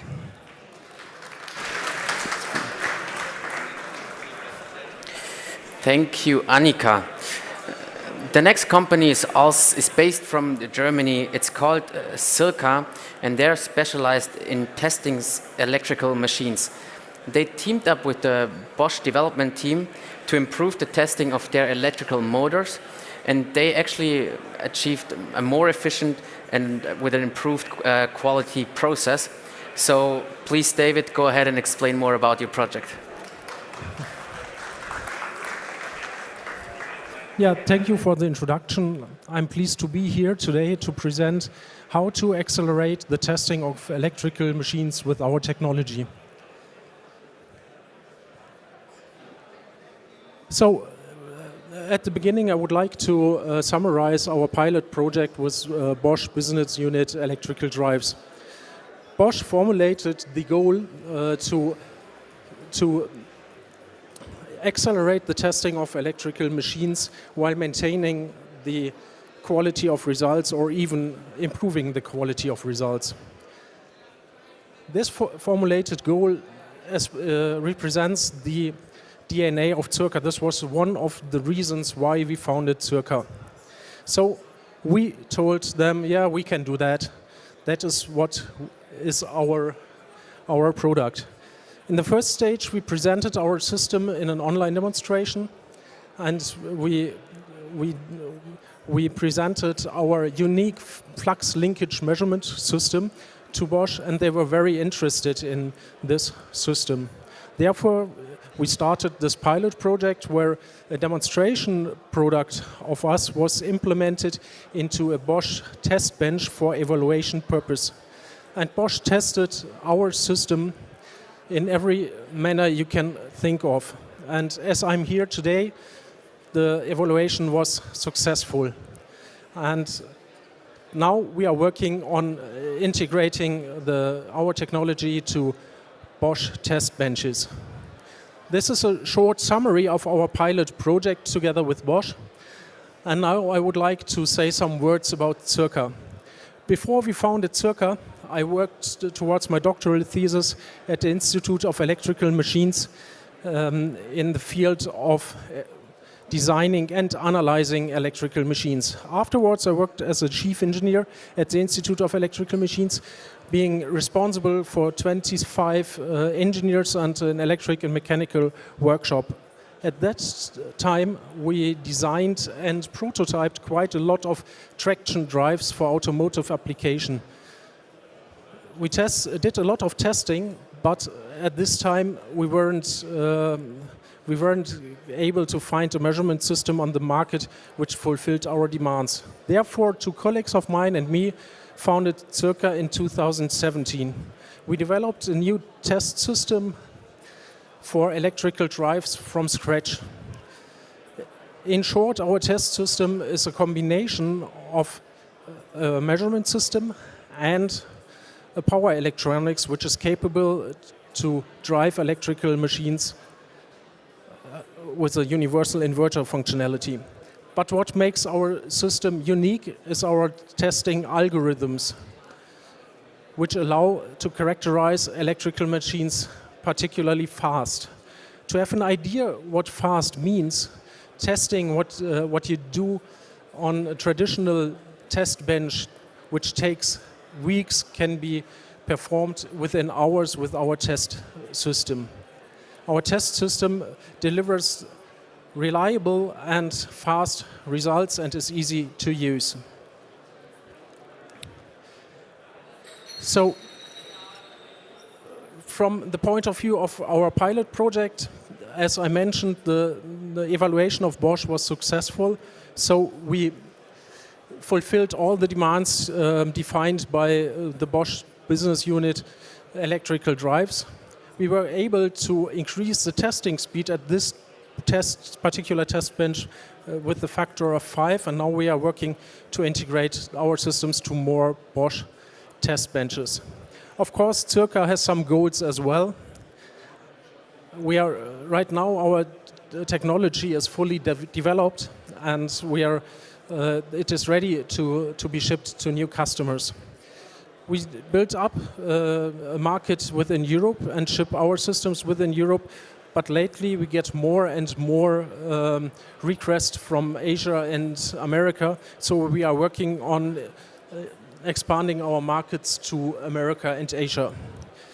So thank you for your attention. If you have further questions concerning Circa or our test system or the pilot project, don't hesitate to visit the Circa booth, where I am accompanied by Dr. Stefan Gerstl from Bosch, who will also answer your questions concerning the pilot project. Thank you very much.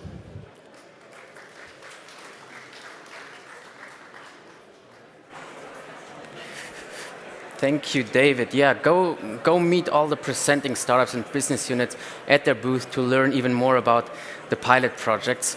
Yeah, the next panel, I'm really excited to announce our moderator, which is Silke Hahn. She's an editor at Heise Medien.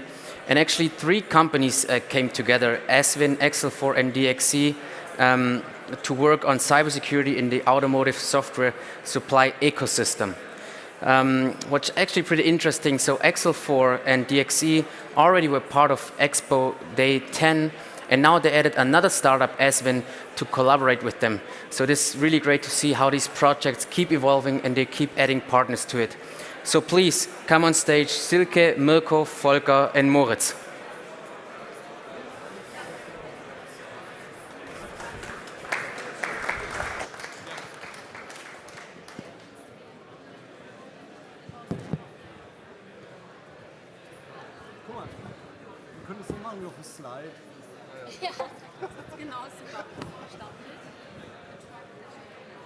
So, welcome here on stage 2. We are going to speak about applications, about, the software supply chain security, the ecosystem, which is actually lacking, as we have heard today. We have heard from Ola Källenius and we have heard from Tanja Rückert. There's a big lack in competence and speed for the OEMs, and they need the assistance actually of startups. So we have a startup founder here who is a cyber security expert, Mirko Ross, and we have from DXC Technologies, Moritz Glandin, and from Excel4 we have Volker Haninger. So these 3 are, well, engineers and specialists and also business informatics specialists on the topic of software supply chain security. And why are we actually here on this stage? I would like to know from you guys. So who are you, each of you in your own words perhaps, and what are you doing here today? Yes, thank you very much. My name is Mirko Ross. I'm the co-founder of Aswin and CEO. And we are here because managing the software supply chain is one of the biggest challenges in the industry. We have seen with Log4j and other stuff that it's getting really a complicated topic. Software is getting vulnerable. With vulnerable software, we can't run into automotive, into business. Yes, and I'm Moritz. I'm representing DXC Technology here on stage. DXC Technology is a global IT service provider and system integrator. And the reason why I'm here is because we as DXC have understood for a long time that it's important in order to address the challenges and the trends in the industry and to be able to offer innovative solutions to our customers, that we need to drive open innovation and build innovation ecosystems. And therefore we are always looking for great and innovative startups like Aswin and Excel4 and try to integrate them build cool solutions that, as I said, address the current challenges of our customers. Yeah, and my name is Volker. I'm from company Excel4, which is a specialist software company. Volker, perhaps a bit closer to your mouth. So, I think it's is it better like and this? a bit louder because it's very noisy in the room behind. All right. So, You're right, absolutely. Thank you. So, I'm responsible for sales and marketing activities in Europe for a company Excel4, which is a specialist software provider from the Silicon Valley. We're specialized in OTA, over-the-air connectivity of automotive vehicles, and provide the data channel for that.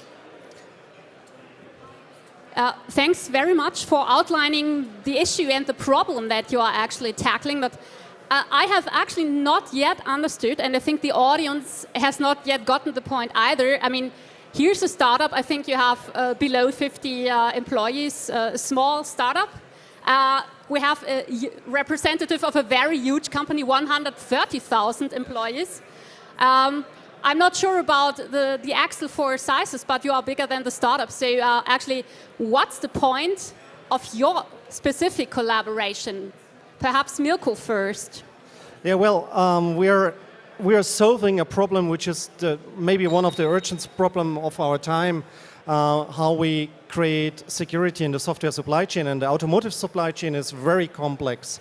And now with the software-defined vehicle, to find out what kind of software is running on which car and where is this software coming from, and is the software secure, safe, are all the procedures in there, that's a super huge topic. And to be honest, nobody can solve that by themselves. You need a collaboration with many partners with their competence, and that's the reason why we had formed this joint project. And I think we have a very good result. You can go backwards to our booth where you can see how it works on a small model, but we are doing a real-life OT update, and we track and trace software there.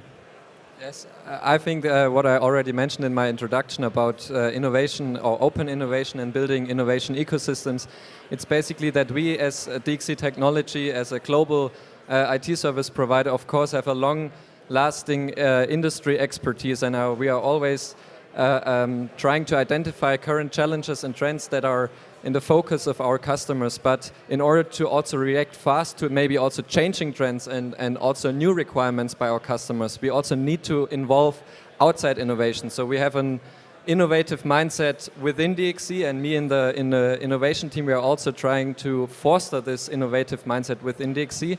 But we also need to involve other partners like Eswin and Excel4 to really address the current challenges.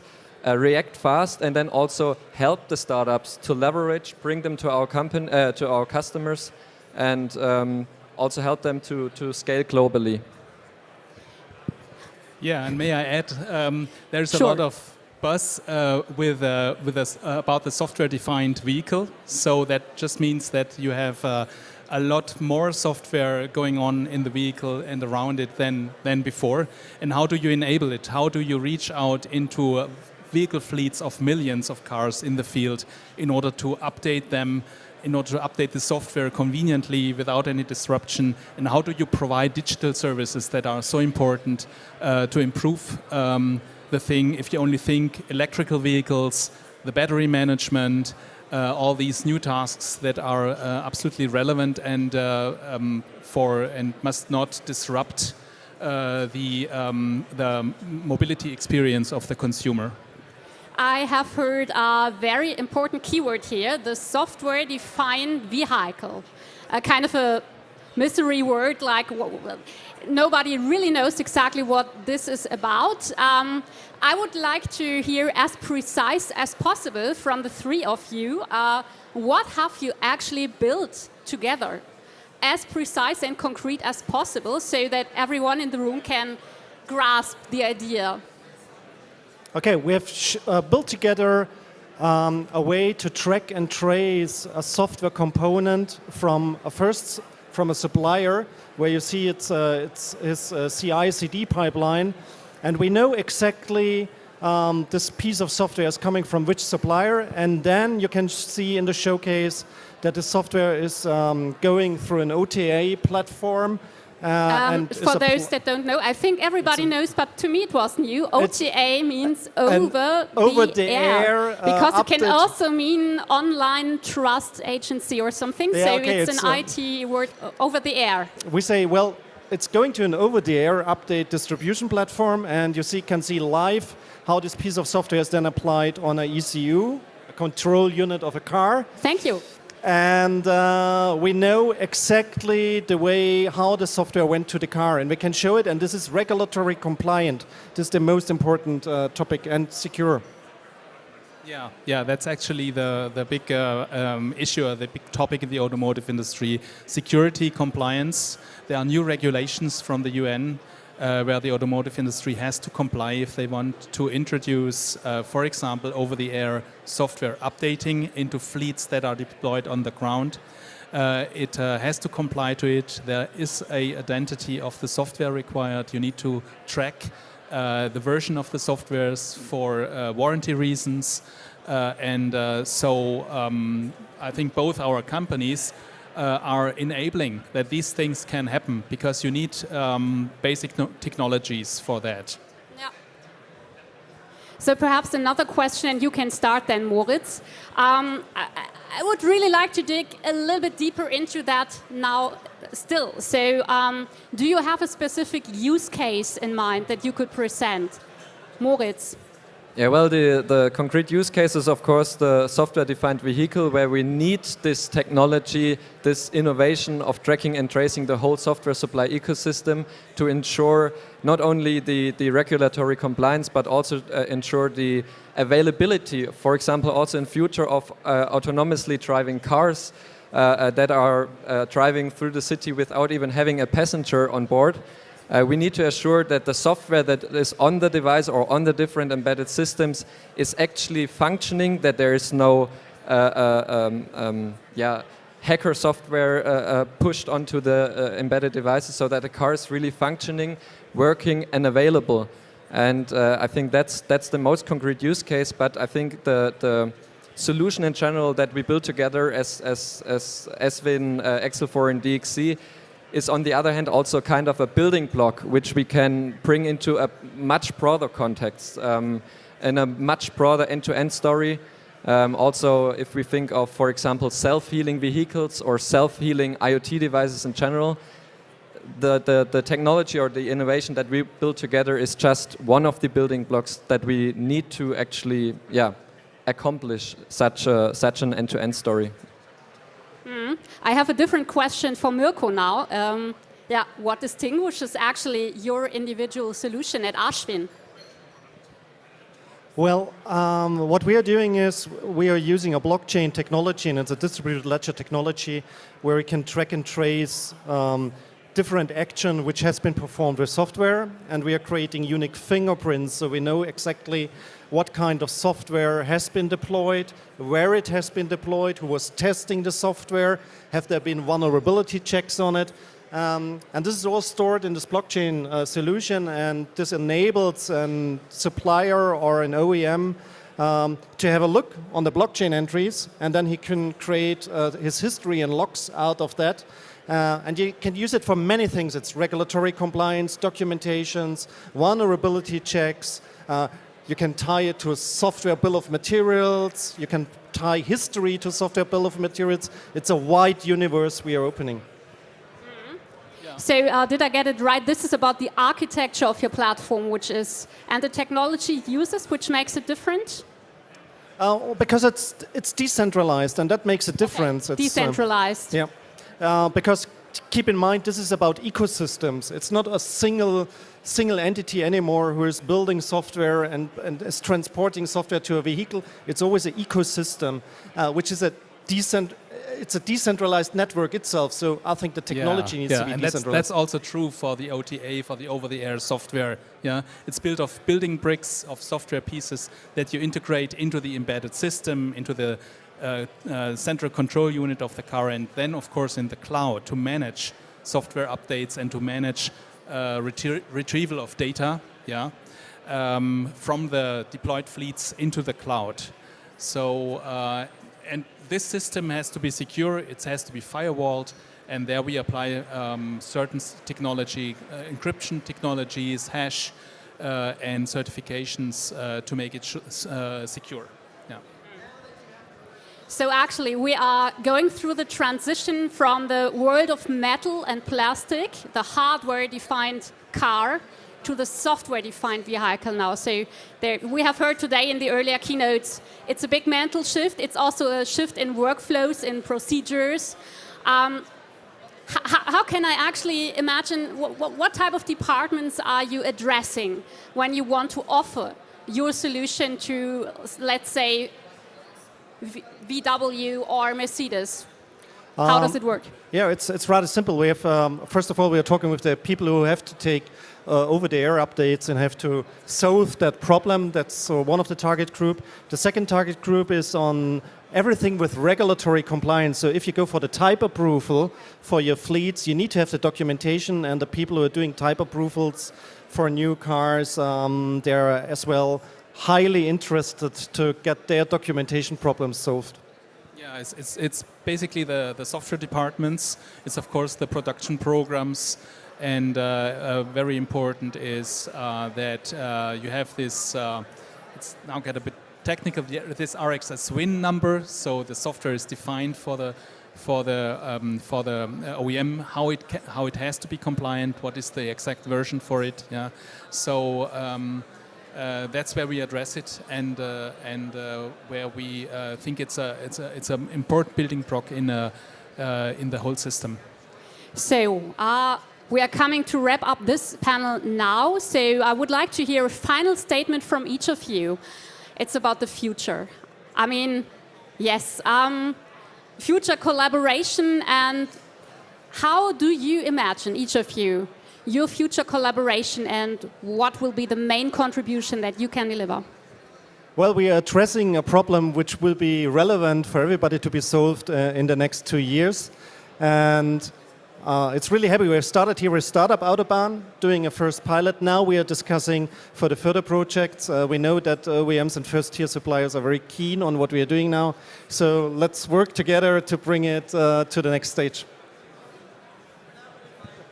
And as I already mentioned earlier, we at DXC can also provide a broader context in which we can integrate this whole technology and innovation. So we already were together on the Hannover Fair, where we showcased another end-to-end story about self-healing services. And I think there's a lot of potential for the future for our collaboration. And sorry, Volker, one last sentence from you. Time is up. One last sentence from Volker, please. Yeah, okay. Well, the future lies in standardization. Yeah, and this is where we all have to go. Yeah. Thanks a lot. Thank and you. Thanks for the audience for being here and listening.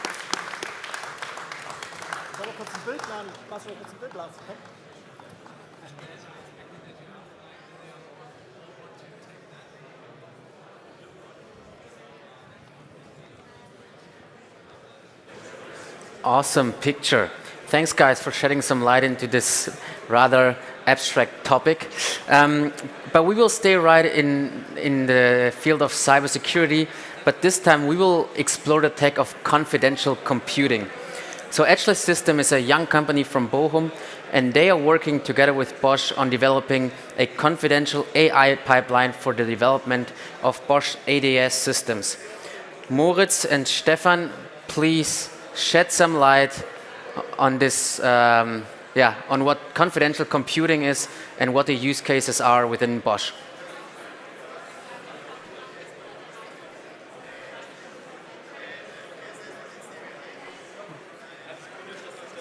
One more second, Stefan. We're waiting for you desperately here on stage too. Please find your way over here.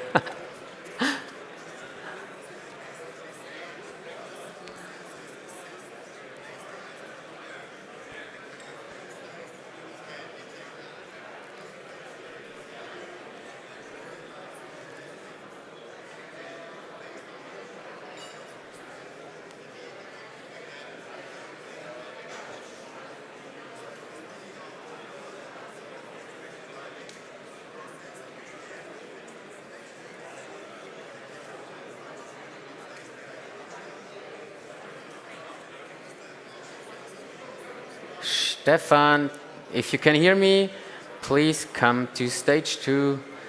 Moritz is waiting for you.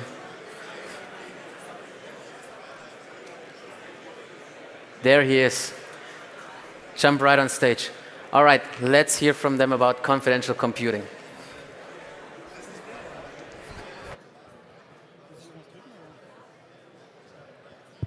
You guys can hear me? Yeah. Okay, sweet. Thank you guys for coming. Today we're addressing an important problem that a lot of companies are facing these days. How can I bring together large collections of data with privacy regulations such as GDPR? We're specifically looking into the question of how to implement a confidential and scalable deep learning pipeline. My name is Stefan Gera. I'm with Bosch Research, and I'm being joined by Moritz Eckert. He's a chief architect with Edgeless Systems. So one of these common big data sets that we are gathering are for the development of autonomous and automated driving systems. So here you can see one of these example images that is collected from a front video camera of a car. And what could be the problem with these kind of images?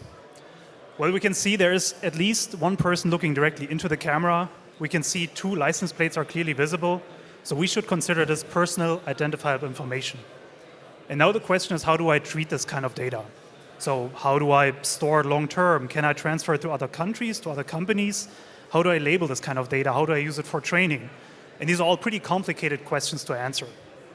And in order to analyze this a little bit further, let's have a look at what the European GDPR is saying about this.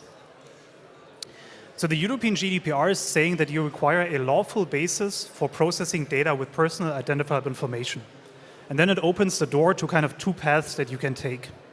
The first one is getting consent from data subjects, which is a pretty easy one and a nice one to get, but unfortunately very infeasible for us because we are driving autonomous vehicles through an urban environment and we can just ask random people if they're okay with being recorded. So this is kind of ruled out for us. Fortunately, there's another alternative, and that is arguing with legitimate interest, which we clearly do have because we use this data to develop autonomous driving systems. The problem is there is an addition, and that addition says there cannot be a less privacy-intrusive way to achieve the same result. And this is where it's getting a little bit blurry. But one very good way to achieve this less privacy-intrusive way is by using privacy-preserving computing technologies.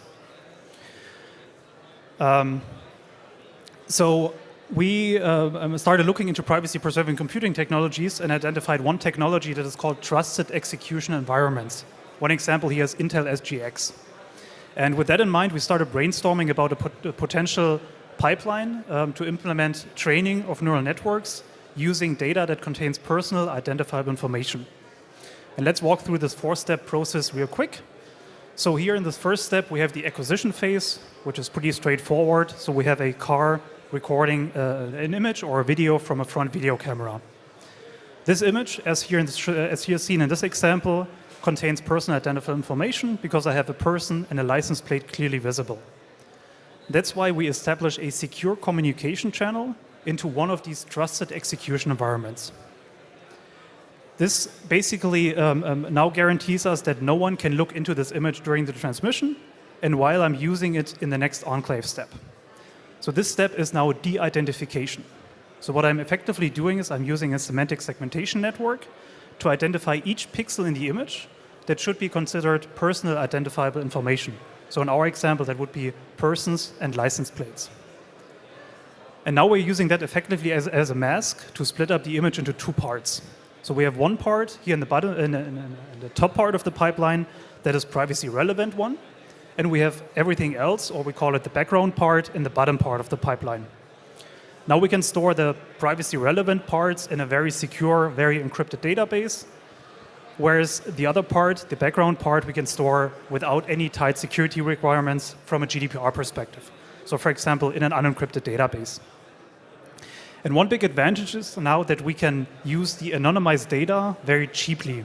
So if we, for example, if we need labels for the images, which is what you typically require for training neural networks, we can do that by using external companies. So we get very cost efficient while still being precise labels. And once we have everything, we can go to the next stage, which is the training of neural networks. And once again, we do the training in one of these trusted execution environments. And because of that, we have access to the encrypted database again. So we can pull the PII part of the image, and we can pull the background part of the image, and recombine it inside the secure enclave to the original image. So we end up actually training on the original data instead of, for example, blurred images, which is pretty bad for safety-critical systems like autonomous driving. And we wanted to implement this pipeline in a cloud-native setting that should be scalable and secure. And for that, we required a pretty sophisticated technology stack. And for that, I hand over now to Moritz. Thank you, Stefan. Thanks. So to give a bit of a background, we at Edgeless Systems build software solutions to protect customer data in the public cloud using confidential computing, or as Stefan called it, trusted execution environments. And without going into the details, they can be very simply explained by two defining properties. For once, they close the gap between encrypting data at rest, meaning when your data is stored on a hard drive, for example, and encrypting data in transit when it flows through the internet, by also providing hardware-based encryption for data at runtime. Additionally, this hardware allows you to verify the integrity and identity of your workloads in the cloud at any time. So together, this means you have always encrypted, always verifiable processing of data. And we try to close the gap between this hardware technology and the software deployments and applications of our customers. This ranges from a lift and shift confidential Kubernetes cluster you see on the right hand side to our open source tool stack that is focused more on new types of applications that require more fine-grained control of access and isolation. And the tool we used in the pilot with Bosch is called Marble Run. It's a framework for managing and scaling confidential applications in the public cloud. And to make this less abstract and understand where this fits into the picture, let's look at the problems we were facing when Bosch was challenging us with their problem. So you could split our pipeline into different services that each of them do their part, and this is typically called a microservice architecture. And each of these services, each of these pipeline steps can individually scale up and down. So when we transfer each of these services into a confidential context, into a trusted execution environment, the question was, how can the cloud ops team then make sure that every service is actually running inside such a trusted environment, has the correct identity? How can they provide them with secrets and configuration, knowing that the rest of the stack, the rest of the system is completely untrusted? So you see on the right-hand side here our cloud environment, you see our services. So how can the cloud ops team deploy them securely and configure them securely? And then once deployed, how can the services verify the identity of the next pipeline step before they transfer the data that potentially contains personal identifying information? So how can we establish secure connections? And finally, how can the cars or any third party verify this entire deployment, make sure everything is indeed encrypted and everything runs the code that it's expected to run without knowing the inner details and the architecture of our pipeline? So Marble Run solves this in a application-independent way by deploying a trusted component in the orchestration plane of our cloud environment. That itself runs inside a trusted execution environment, can be verified by the cloud ops team, and the cloud ops team can transfer secrets, configuration to that control plane piece, to that controller. And then when the pipeline is deployed, the controller makes sure of onboarding and bootstrapping each individual instance of our services, provide them with secrets, configuration, and provide them with credentials that the services then can use to verify the identity of other services and other pipeline steps, and then use that to establish secure connections. And then finally, the cars can use the API of our control plane to obtain a concise attestation statement about the whole deployment, all the identities that are currently running in the cluster, and use that as a root of trust to establish a secure connection from the outside to the pipeline and transfer the data stream.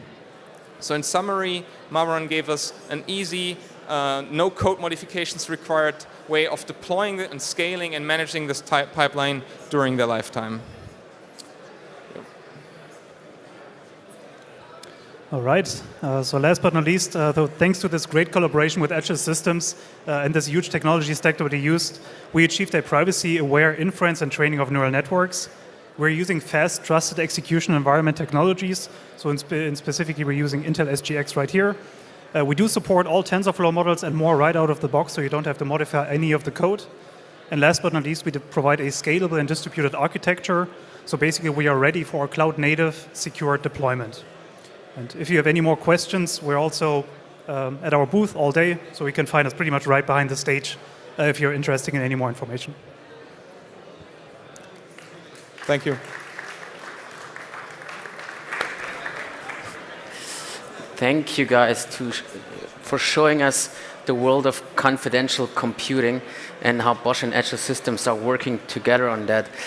To break up the data silos in manufacturing and creating meaningful insights was the goal that Mercedes-Benz and Dutch company Spink set out for their collaboration. Christian from Mercedes-Benz and Michiel from Spink will talk about how they use the digital twin of the entire vehicle production process to achieve this. Please welcome them on stage.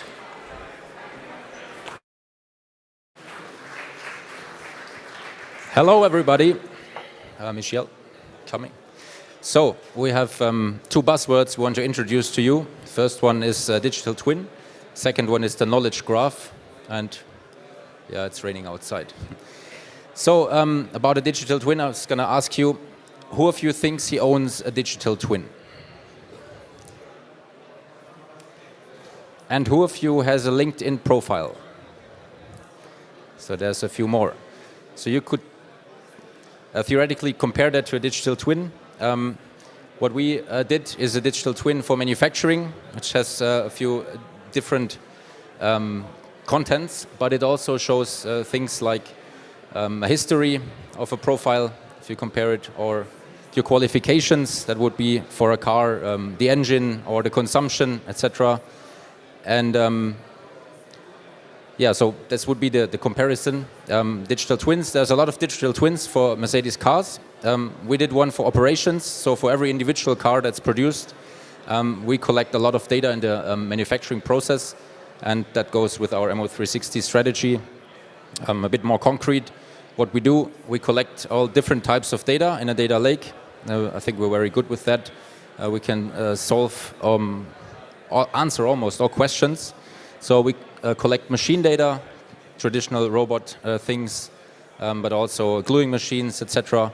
Then we have planning information, so which part, which station, how long.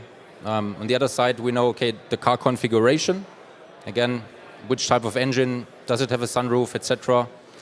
And we also do a car tracking to know where it is, how long it was, where, to do a bit of process mining. And now, if we have everything of that, that's the typical questions in a factory every day, different questions. And so what is the impact of multiple questions, always to answer, and we don't have a problem to answer that, but it just takes a bit longer. So we thought of a data platform, and that's our new thing. So we have the data lake, we have all the data in place. The experts know where to find what, but it takes a bit longer than it could. So we were looking out to see if it's going a bit more efficient. And let me introduce Michelle from Spink. They do the second buzzword, as I said, the knowledge graphs in a very, very good way. All right, welcome. So let's dive in these challenges a little bit further. So this data analyst has to look into all these different data sets. And remember, these are very specific, right? Production planning, car configuration, robot stuff. There's actually only a few people in the world that know exactly what's in there and what does it mean. So now here comes a data analyst, and he's supposed to know all of this, right? He will look at column names. It's like, what is this? He will look at values, which are abbreviations, which is actually quite difficult to understand, right? So most of this knowledge is in the head of these experts and not necessarily in the head of these analysts, right? So that makes it difficult for them to work with it. So that's our first challenge. Now let's assume that he does figure this out because some of the experts has helped him, has explained it. This is actually the data that you need and this is what it means. Then the next step comes. He needs to use it. And an important part of this is that he needs to integrate the data. Right? We all know that a vehicle, an identifier of a vehicle in one database is not the same as in the other database. Right? Could be the body number, could be a product number, could be a VIN number. They're all used differently. Right? So we want those things. It's difficult if those are not the same. The analyst needs to integrate that. And then he needs to get the data out. You might need to filter it, select things, transform it, maybe even full text search, or give me the best ranked 5 items. Right? So every time, what he needs to do is to create some sort of custom data processing backend. Now, even that, I mean, it's possible, right? You scramble your team together, you start cracking, you build something. But then the next day or the next week, next month, your manager comes and he has another question, or she has another question. Right? So again, you need to create a whole data processing backend and doing all those things again. Well, that of course can be done a little bit smarter. Right? So that is what we're trying to do with Spink.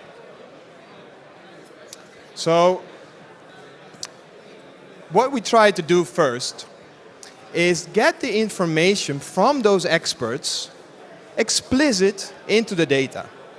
And this is called a so-called knowledge graph, right? So we start to describe those column names, those values, with standardized models, so that not only the expert knows what they mean, but every data analyst in the company knows what it means, right? So he can now actually work with this.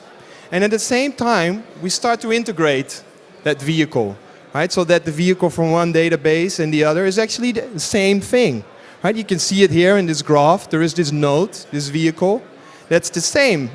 But around it is information from all those different systems. But they're now all reachable from one place, right? So that solves us a lot of different things already. We cut this knowledge out of the heads of the people and more explicit into the data.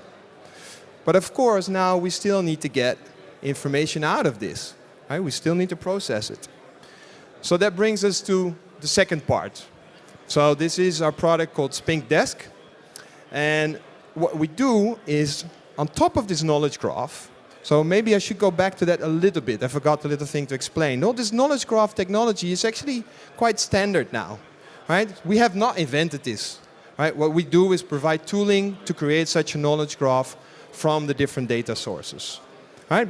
But the methodology, how to do this, the technology, that's standard, that is there. More companies are doing this.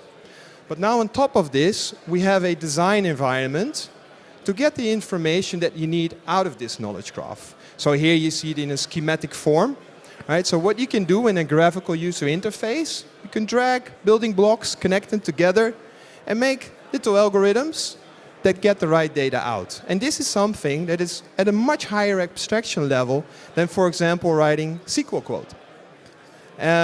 queries. So this is something that data lists actually can do themselves. So, all right, that's pretty nice.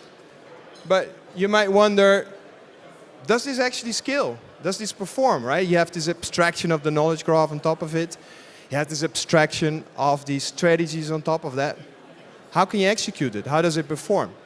Well, that is actually the USP of Spink, is when you publish this thing, something happens under the hood. So we create APIs out of this, but we compile this strategy into very efficient code that is run for you, right? So this analyst doesn't need to think about these things. You can sit back, you can relax, and everything will run nice and fast. So this was, of course, a very schematic and cartoon-like visual. If you want to see this in action, if you want to know more about the use cases, we're in the booth just across the other screen where we can give you a live demo. So thank you very much, and thank you for Mercedes-Benz. Thank you.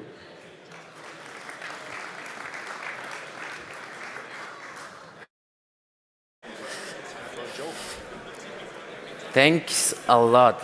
Yeah, our next company, it's all very exciting to have them here. It's Mercanis. They're a Berlin-based company founded in 2020. And what they're doing is they're introducing a new way of indirect procurement. And they're achieving this by machine learning and AI, by streamlining the service procurement. And I'm happy that Fabian Heinrich is here, the CEO of Mercanis. And at this point, I also would like to have some socks labeled with Mercanis. Just let you know. Hello everyone, it's a pleasure to be here in Stuttgart. Yeah, what do we do here at Mercanis? We digitize and automate indirect procurement. Indirect procurement can be very complex. You have very complex processes. But why does it matter to automotive? In automotive, we are the best procurement guys in the world, especially here in Stuttgart. We have a long-standing history of procurement. But if we look at it a bit more closer, then we realize indirect procurement becomes more and more important even to all the large automotive companies here in Stuttgart. The value chain of automotive is more and more outsourced, and we deal with service providers, which leads to cumbersome buying processes. If we look at it in the pure numbers, we realize over the last 10 years, every year, The indirect procurement categories have been increasing by 7%. And in most of our OEM and Tier 1 suppliers, indirect spend makes already up 50%. But most of our organizations still doing the job with excellent outlook.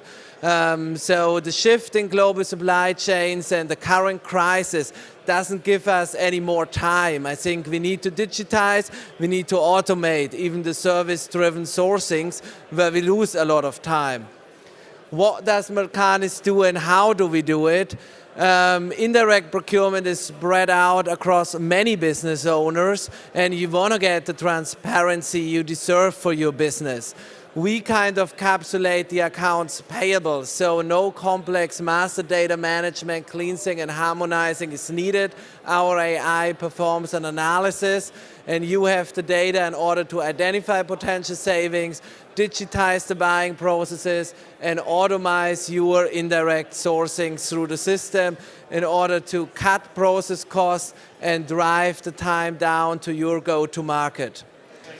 So in order to summarize it, it's basically digitize, automate, and drive savings.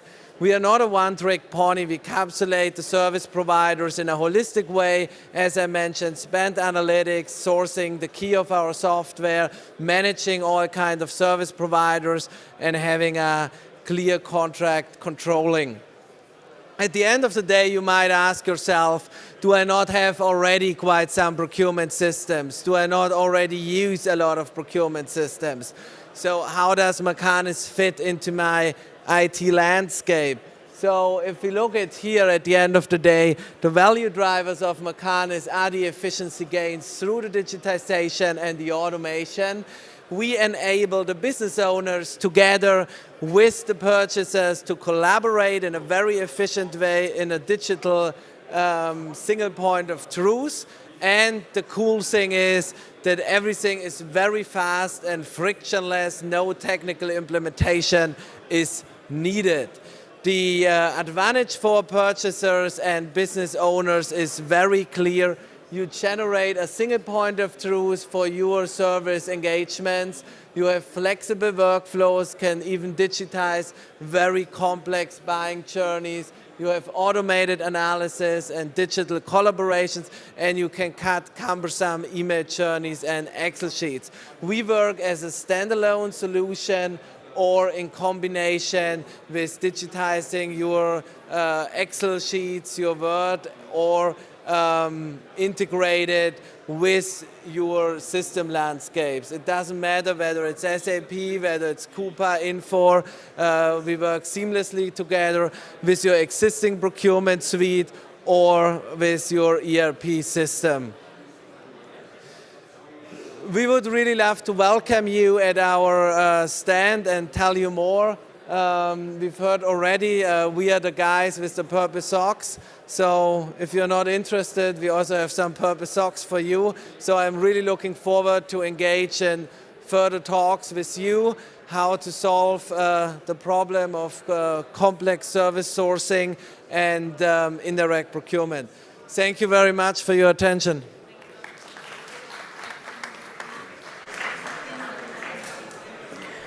Thank you, Fabian.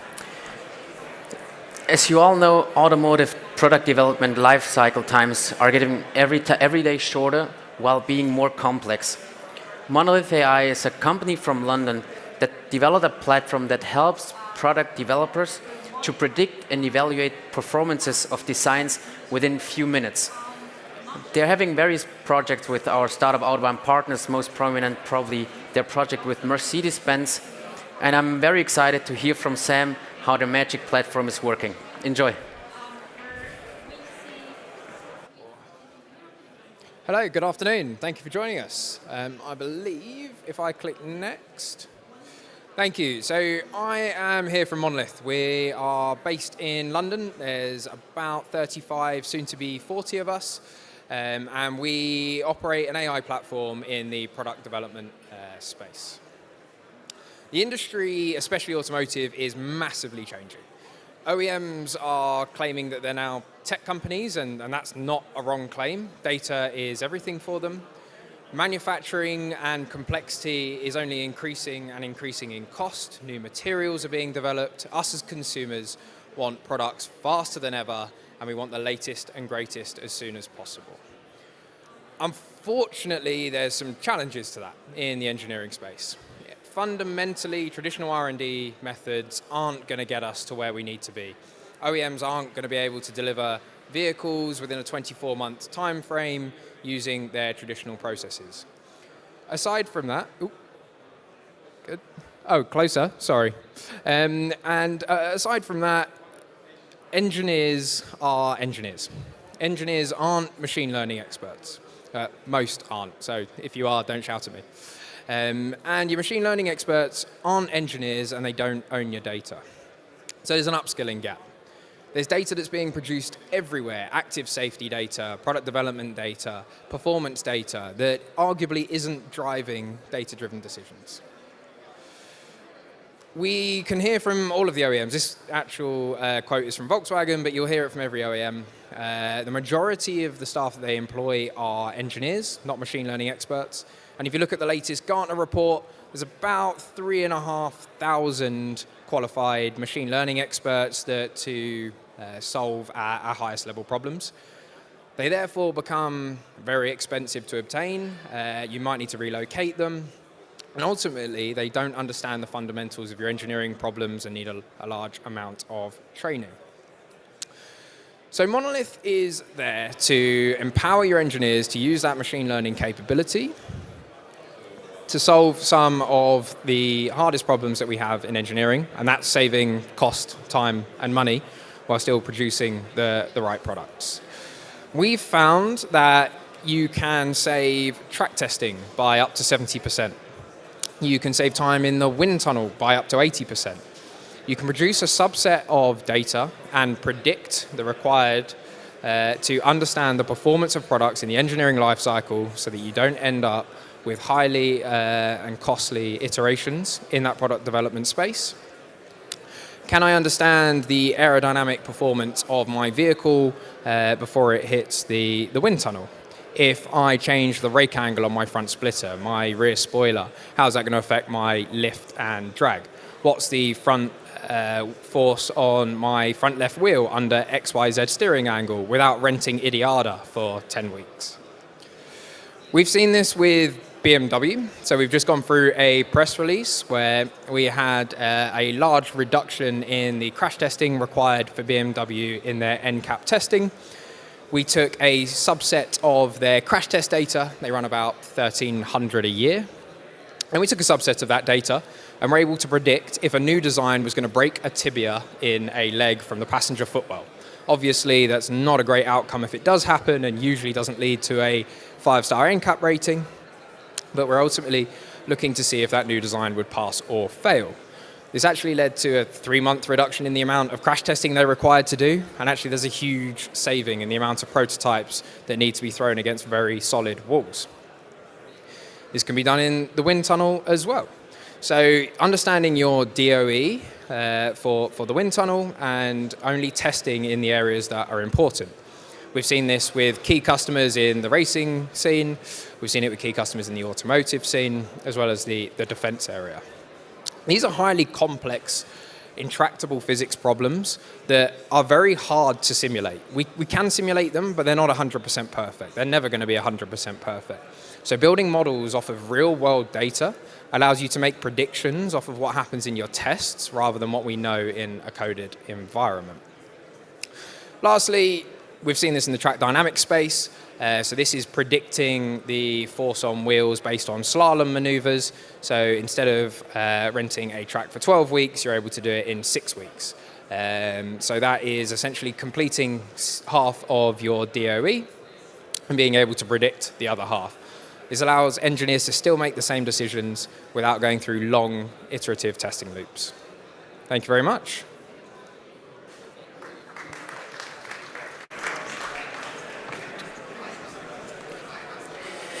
Thank you, Sam. Yeah, go check out their booth. Really cool what these guys from London are working on.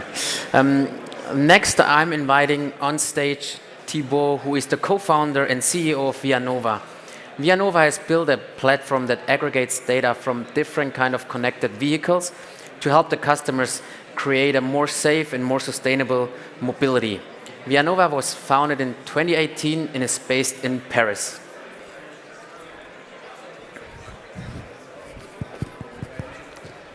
Hi everyone, nice to be with you today. Let me start off. So I am Thibaut Castan, I'm the CEO and co-founder of Vianova.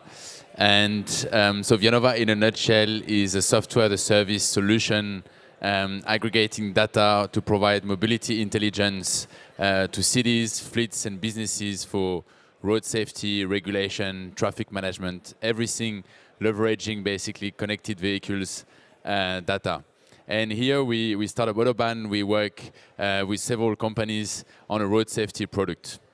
Road safety is still a major issue among cities. Half of the accidents today involve a car and pedestrian and cyclist.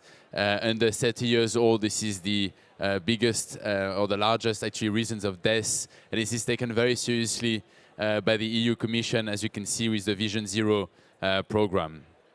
In a nutshell, so what we do is that we have actually built a road safety dashboard using connected vehicles data to map risk hotspots in cities, and namely actually the occurrences basically of encounters with pedestrian and cyclists, focusing basically on policymakers as well as fleet managers so that they can actually take the best decision to actually reduce these road fatalities.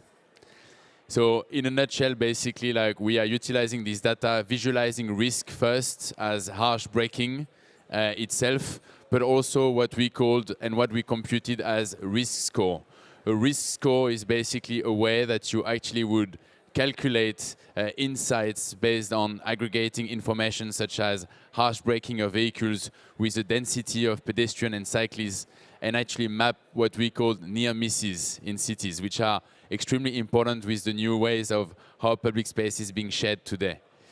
We're actually combining 4 different types of data. Car data, where we're getting from OEMs and telematics, accidents, crash historical data, infrastructure data from OpenStreetMap, as well as cyclist and pedestrian flows.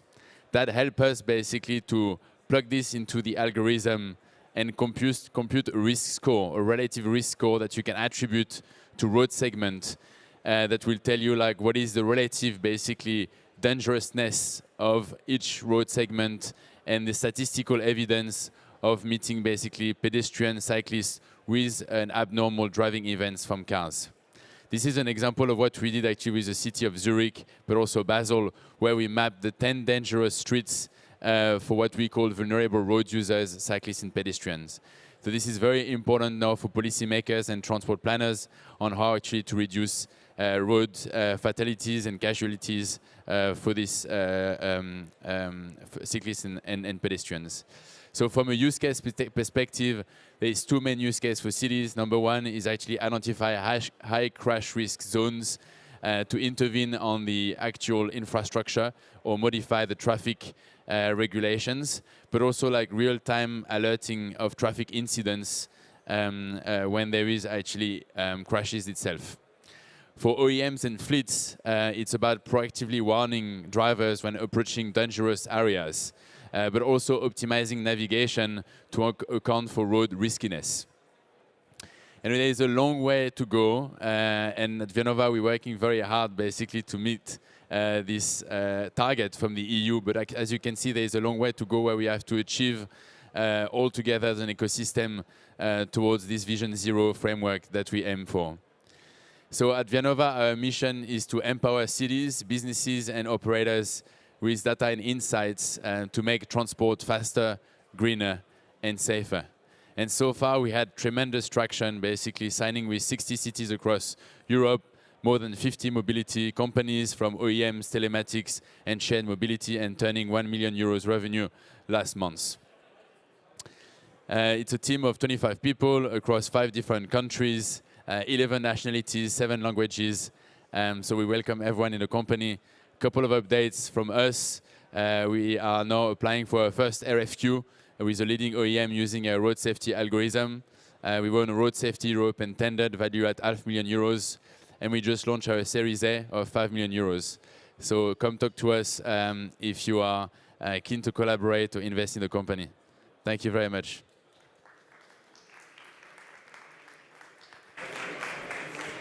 Just put it in. Thank you, Thibaut. The next company is joining us from Spain, Cooling Photonics, and they're building a thin film layer that enables passive cooling on each surface. This could be any kind of product ranging from solar panels to even electrical motors. Antonio Cuenta is the COO, and he will explain more about this mysterious cooling effect. Bienvenido. Hello, can you hear me? Yes. Hello, everyone. It's Antonio Cuenca from Cooling Photonics. I'm happy to be here, and I'd like to introduce you what we've done so far with our partner, Mercedes-Benz AG Vitoria, throughout the course of this project. I'm afraid I'm not bearing good news. We're not kicking off this presentation with good news, as global temperatures are rising quicker than we anticipated. These pictures and extracts actually belong from the World Meteorological Organization and were published in May and June this year. These heat waves have knock-on effects across human health, agriculture, ecosystems, water, and power supplies. As these articles show, these global consequences are patent already, and all these articles actually are from 2022. We also highlight the result of one study conducted by the US National Academy of Sciences that highlights the growing problem of extreme heat in cities. In 2020, the UN estimated that 17% of global electricity demand was due to refrigeration, accounting for 8% of global CO2 emissions.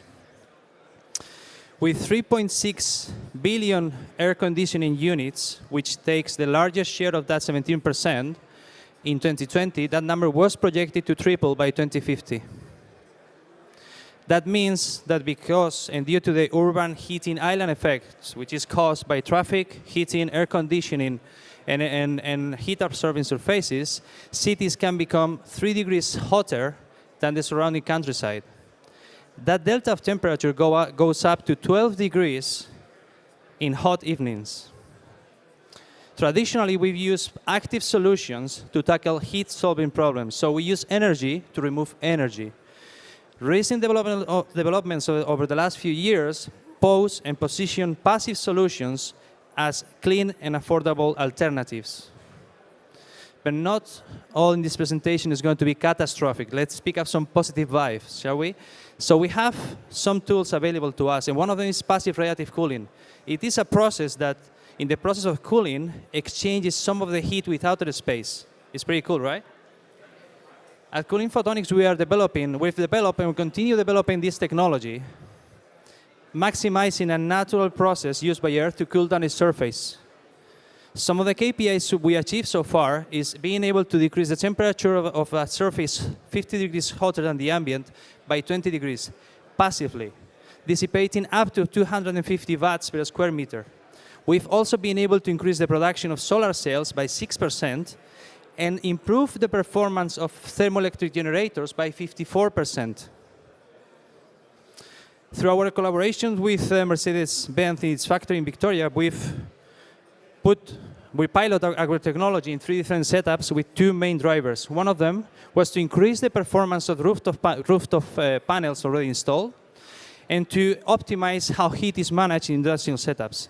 Some of the results we've been able to achieve so far throughout this process with Mercedes is being able to iterate on our product proposition for photovoltaic, improving our patterning and composition of our material, scaling our manufacturing, setting as the basis for a future industrialization.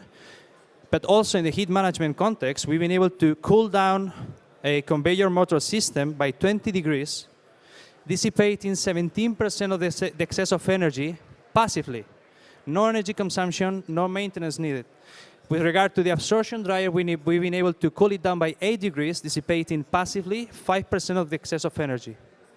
Before I close down this presentation, I would like to thank the Mercedes-Benz Victoria team, and thank you all for your attention today. It's been a pleasure. Thanks.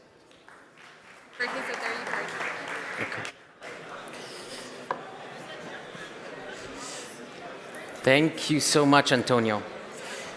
now the last tech presentation of the day. And to analyze how people and vehicle use space is at the core of the solution that Route Connect developed. With that, they even made it to the SensiCam Scale-Up Program 2021 and earned themselves a UK government funding. Today, the CEO Mo is here to talk more about his tech and the vision behind it.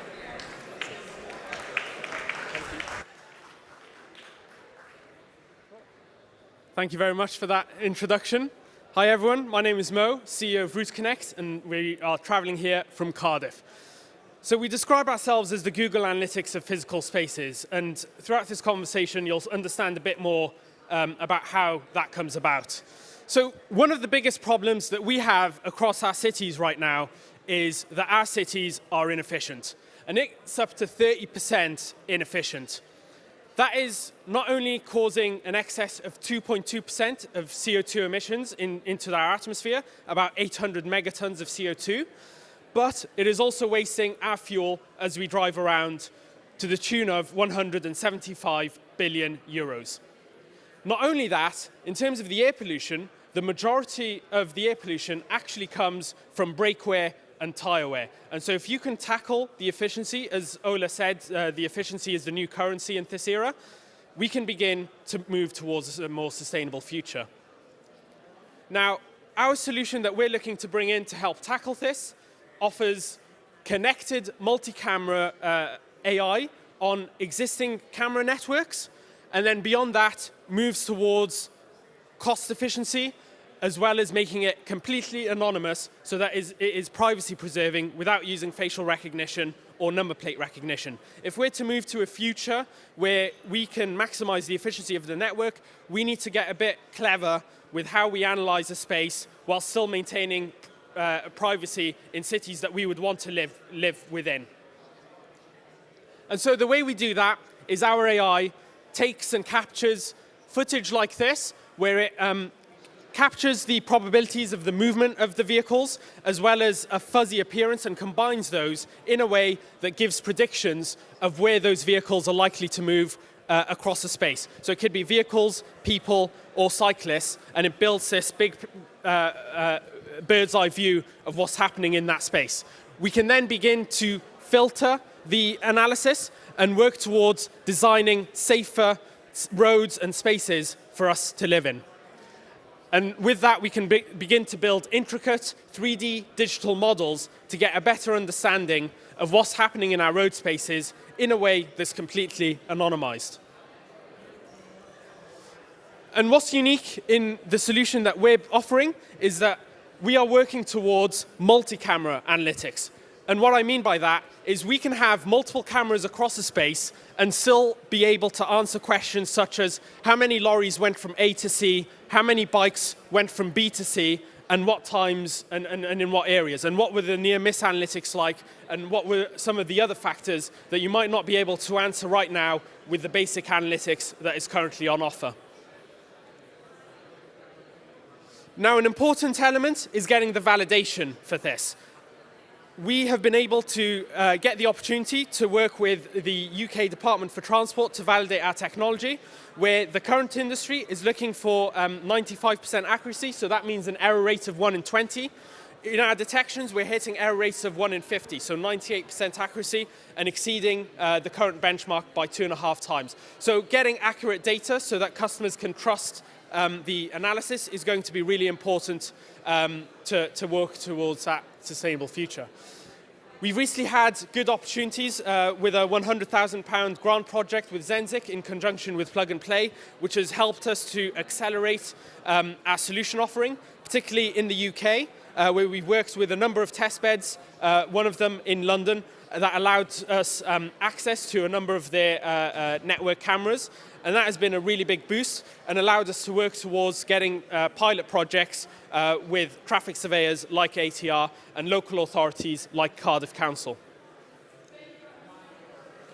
And we've managed to build a team of 3 people, myself and as well as Matteo and Dan, Dan is our CTO, who has over 20 research papers published in the space of computer vision and machine learning and AI, in conjunction with IBM, Airbus, the Ministry of Defense, and the US Army. And he's also had a stint at Amazon, and so brings the best of both worlds from the academic and the infrastructure development. We've also recently brought on board an advisor, Nigel, who was previously the CEO of Transdev UK and Ireland, overseeing their 150 million bus operation. So for us, getting a big understanding of the space where it's typically difficult to sell into, particularly with local authorities, getting good advice on board has been really important. And more recently, we managed to secure a funding round of £780,000 that is allowing us to work towards building this sustainable future. And of course, on board has been plug and play. So with their support, we've been able to get to the point that we're at now. And so taking it back to the important element of working towards that sustainable future, we really need to partner up with a number of companies. And with that, we can begin to tackle these large challenges. So thank you very much all for listening. And yeah. Feel free to contact me after the event, and look forward to any questions. Thank you.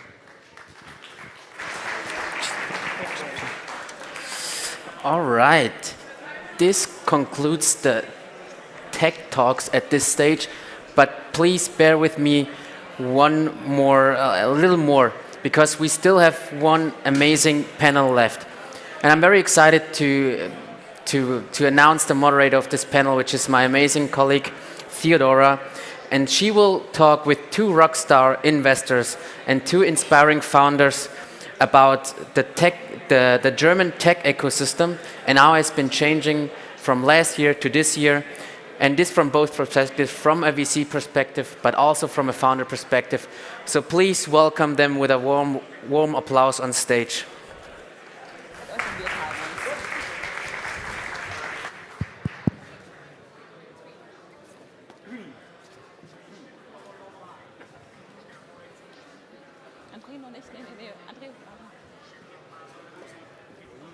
Thank you very much, Johannes. I'm super excited to invite our panelists on the stage. Please come join me.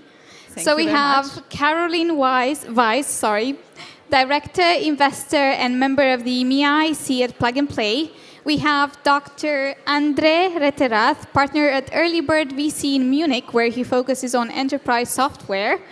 Then we have Benedikt, CEO and co-founder of Flip, Stuttgart-based startup and one of the leading providers of employee apps in Europe. And last but not least, we have Alexander Paul, CTO at Cellus, a Munich-based startup which has created an engineering platform to automate the development of electronics with the help of AI. Welcome, everyone. Thank you so much for joining. To begin with, let me just quickly set up the scene for the panel. So basically, over the past couple of years, we've witnessed something quite exuberant happening in the venture market. I think the last half of 2020 and then the whole of 2021 was a year of record for startup funding. So in Europe alone, I think in terms of investments, startups have gained around 100 billion in investments. And then when it comes to unicorns, last year alone, there were 85 new startups reaching billionaire status in Europe.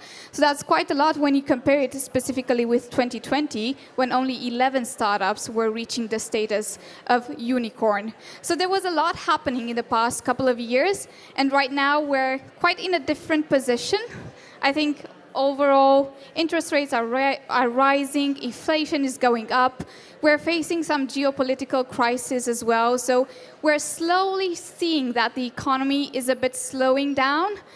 Not sure if we're going into a recession or if there's something more happening out there in the economy, but we're preparing for it. So on this panel, we want to discuss exactly how does this change affect the tech scene in Europe and in Germany more specifically, and to understand both from founders and investors how we should prepare for what's coming up next.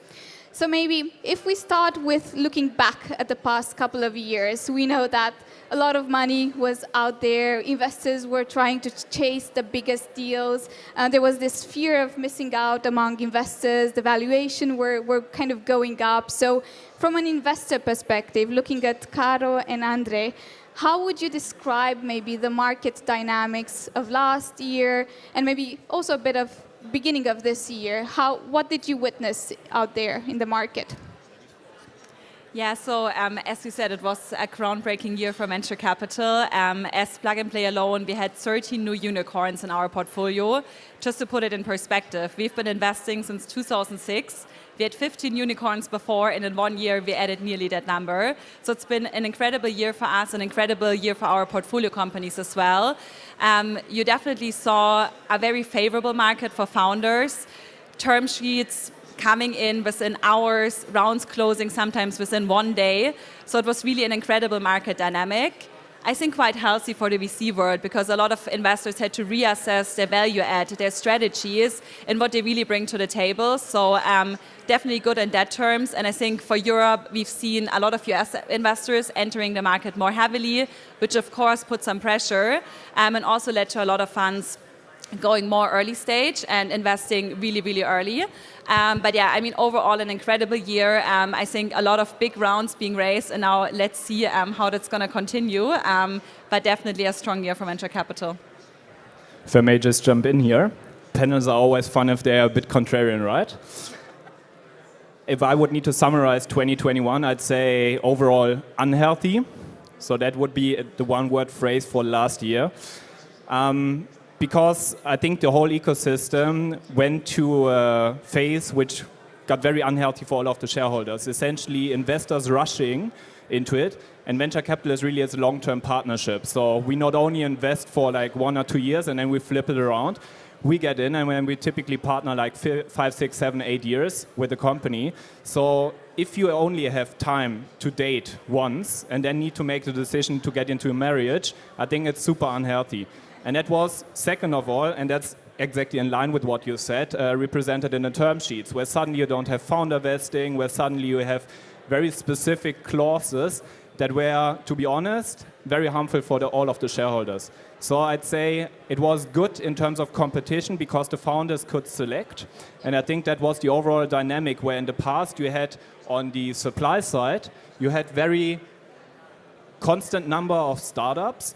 And on the demand side, specifically here in Europe, it was just underrepresented. And then suddenly, with very cheap money in the market, the demand side grew. So more investors needed to hunt for the constant number of startups, which led to one, an increase in the prices in the startups, but two, and that's the unhealthy part, also very unsustainable terms. And I think now with also the macro system connected to that, supply chains and demand, and also interest rates getting down, we get to a situation where it's getting more healthy again and where it's getting into a balance. So I think it was a good accelerator to what you said for the ecosystem because we see it's needed to do their job, but now it's getting more balanced. Absolutely. It was definitely a good year to raise money if you were a startup founder because you had a lot of room to play around with the terms and kind of had a lot of power, so to say, in this whole founder VC investor game. So now looking at our startup founders, maybe Bene, if I may start with you. Flip recently raised a huge 30 million round Series A earlier this year when I think the market conditions were still quite positive. The party was still on, the music was on, investors were still chasing the biggest startups out there. So could you share with us something from your experience? How easy, how quick was it for you to close the round? What kind of a feeling did you get when interacting with investors over the past few months? Yeah, coming from the founder side, as bad as the conditions were for investors, as good as it was for founders. So, like very different times, I would say. But I think we kind of raised on the tip of the iceberg, to be honest. Closing January or and end of the year, kind of. We were quite lucky, to be honest. But like coming now, the times are definitely changing. But it's still, I think, it still pushes the best companies. The best companies, the money is still out there. The funds raised, the funds, the money is there. Just the valuation dropped a bit. But for the best companies, the best 1%, the best 5%, there's still money going to be available. They're still highly competitive. And I think this is going to continue, but all the middle ground is going to be is vanished. And I think also the big idea is to take ages and a lot of money to evolve and to become like. I think, I'm not sure what you say, but I wouldn't think the gorillas would be funded this year, like in funding, and this kind of crazy stuff definitely is not going to happen anymore, not at least in the next 6 months. But you always have to think the funds, the VC funds, they raised the capital is there, and it has to be deployed, and it will be. And the funds, I think, in my perspective, for the best companies, are even more eager to get the best deals. And it maybe even can push the valuations for the best companies, but the whole middle ground is going to be managed. Absolutely. So I believe you're quite happy that the round is over, is closed, so you don't have to worry too much of what's coming up next. There's definitely a bit of a flight to quality, so investors are definitely paying a bit more attention now to the deals that they're doing. And now turning to Alexander, I know Cellus has just recently raised a lot of money, 25 million Series A. Congratulations. The round was led by Early Bird, and we had participation from Plug and Play, so that was all great. Could you tell us a bit about the fundraising experience? How were your negotiations going on with the investors? Yeah, sure. So, I mean, first of all, I agree with all that has been said before. Of course, founders sometimes have a different perspective than investors on certain things. I think we were even a bit later than Flip in that sense, and kind of, I would say we were close to the tip, even closer maybe. It was still very good for us, and I think the fundraising itself was rather fast, I would say, compared to also what we experienced maybe in 2020, so before that hike, so to speak, that we had in 2021. But I do see that now tides are turning. We already had that while we were raising, that when we did internal assessments, people were getting more and more skeptical about the future, and I think, I mean, to quote one thing, timing is everything in that sense. So in that kind of breakdown, there's also to a certain extent a breakthrough, at least for those who were lucky to kind of get in before. I think right now we need to expect for the next couple of months, as it has been mentioned before, that it will be more tough. But there will be a correction in the market. But I think if you are in a spot, for instance, where you raise a lot of money already, that is also a certain advantage in that extent. Absolutely. That gives you a bit of peace of mind. If I may just add to that, I think also what you've seen in the last, I don't know, let's say 18, 24 months, was that rounds happened significantly faster after another. So sometimes you saw round preemptions only 4 or 5 months after the last round was just closed. So I think that was also unhealthy, because typically you only raise if you do an up round. So you raise more capital, the valuation goes up, but that's nice in the short term, but in the mid and long term, it really sets the bar, because you need to grow into this valuation, and then at some point you need to justify. And this point starts now. So in the last couple of weeks, months, you saw exactly this, where from the public markets, where most of the money was drawn out, there is a trickle-down effect coming from the growth funds now also to the earlier stages. I think that's number one, what you see. And number two, that's a contrarian effect, is exactly what Benedict said, is the money is raised specifically for the early stage funds, but the early stage funds, they don't know how long they need to live from this money. So it might be that you can continue to invest for 2 or 3 years, but it might also be like in 2000 to 2007, you sometimes need to live 4 or 5 years from this fund. So the biggest questions for most of the VC firms, and specifically also the question that we ask ourselves, is about investment pace. Will it naturally slow down, or do we need to proactively change our processes to slow it down? Absolutely. I don't know how you think about it. No, I mean, I guess I couldn't agree more. Definitely agree. I mean, money has to be deployed, and you have certain times where you need to deploy it. So I definitely think there will still be a lot of money in the market. But the big question is, how much money do you also have to keep in a reserve if the company is not being able to raise in 12, 18 months? You have to do an insider round. So it's really A question I think that VC funds now pose themselves, but I guess also our panel today shows that the best companies will still get funding, but it might be that these really crazy rounds, like you mentioned, Gorillas, Flink, they won't really sustain in this environment, and we're already seeing that. So I guess really we're going back to the basics where we look at healthy business models, healthy ways to scale. We look at, is this actually a sticky product, and will it kind of remain, because everything that's not a must-have but a nice-to-have will now be cut out of budgets. So I guess we're going back to the basics of investing and really evaluate, is this a good company, which I think is healthy, and kind of a correction of the market last year. I think also, I totally agree. I think that the investors' idea is that maybe called moonshots from the investor side, but maybe called crazy from the other side. They probably won't get funded in the next couple of times, and the numbers you're looking at change differently. Growth is not as important as more as burn multiples and this kind of things. And this is like really interesting, because you now have to change the strategy. And I'm very happy that we are a Swabian company, to be honest, because as a Swabian you kind of inherit the being frugal and hate spending money, and I think this benefits us now, to be honest. Yeah. Those are the companies we are looking for.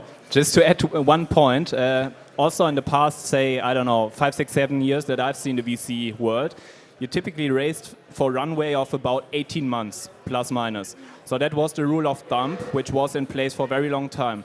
This has changed last year. So last year, you could raise for, I don't know, 12 months and really burn money like there is no tomorrow, and then hope for a new round to come in, to be preempted. And founders were like, yeah, I will go out, have a coffee chat, I will wait to be preempted.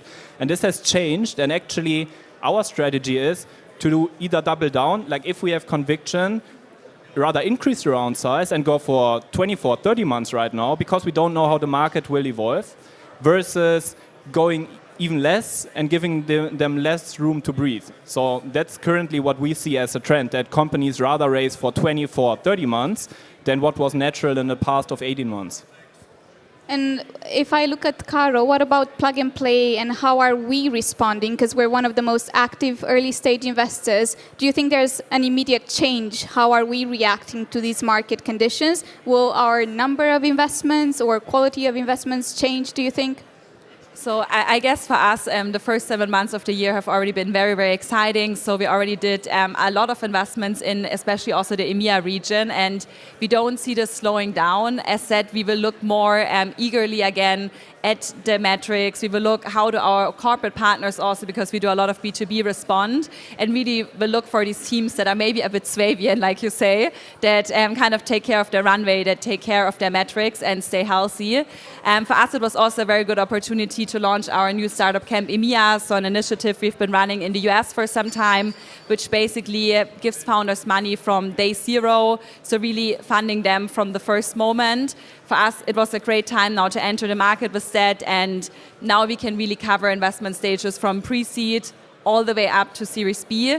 Guess we will be doing less of those and kind of enjoy the lower valuations we're seeing right now, and with that also get a bigger shareholding. But yeah, we continue investing, and if there's great founders in the audience, come talk to us. Perfect. And now looking at our startup founders and the businesses that you're building. So you've managed to secure some funding. You're happy about that. You have 18, 20 months ahead of you. How are you protecting your businesses during this downturn? What are you doing now to kind of help preserve the cash for as long as possible, because we don't know exactly when the next round might come and at what valuation. So what are your internal strategies right now? What are you saying to your employees? How are you managing costs? Has something changed? I mean, from our perspective, as always, actually, you first of all need to be smart, and I mean, you need to pick your battles.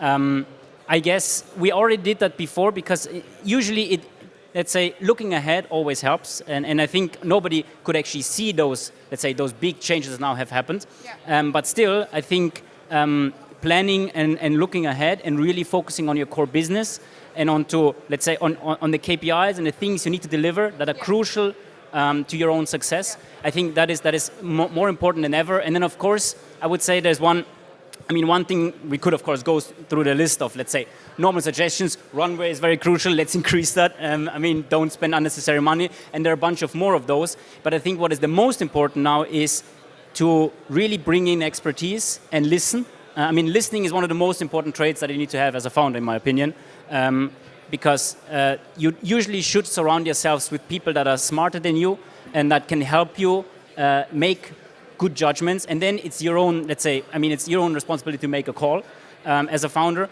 but I think that is really crucial, like bring in people who can actually help you to get the best strategy and the best decisions out there.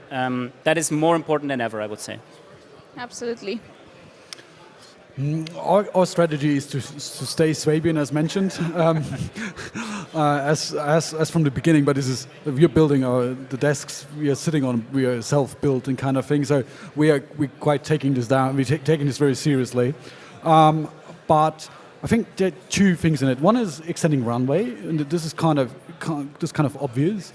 But it's also at the same time it's a market opportunity because it can change things that wouldn't be changeable before. You know, it's like. When you look at all sorts of markets, in the crisis mode, like companies and market position changed. When you look at Stepstone, it just became huge in the crisis. And like those kind of things. And I think you as a startup, when you just raised, you're in a perfect spot also to double down on things and really change how the market is structured, like your market position, and like really win the customers others can't right now, and become like a dominant player in each market. And so at the same time, we try to extend runway and double down on the things that are working really well. And yeah, I think this is our... Yeah, if I may add one additional thing, and that might have been something of the unhealthy things that have happened maybe, let's say, in the last year. There is actually a difference between growing and scaling. Sometimes people confuse that, but that's not the same thing. And I think that is also an important thing. If you just pour money into something when you actually don't know if your core hypotheses, for instance, are actually sound or not, I mean, you can always, let's say, buy 50 cents with $1.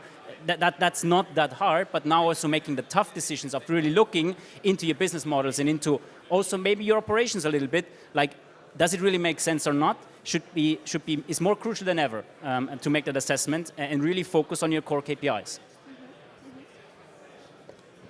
If we were to pull up a crystal ball and look into the future, how long-lived do you think this economic downturn will be? Will it be around for only 6 months? For 1 year? Are we going to recover? What do you think will happen? Should we brace ourselves for a dark, dark winter? Or is this something that we can easily manage and get out of in the next 6 months, let's say? I think within Early Bird, we have very clear perspective on that. Early Bird was founded in 1997, and we've been through some downturns, obviously not me personally, but our partners.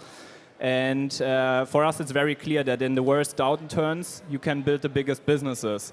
So I think it's the best time to really start a company if you're very serious.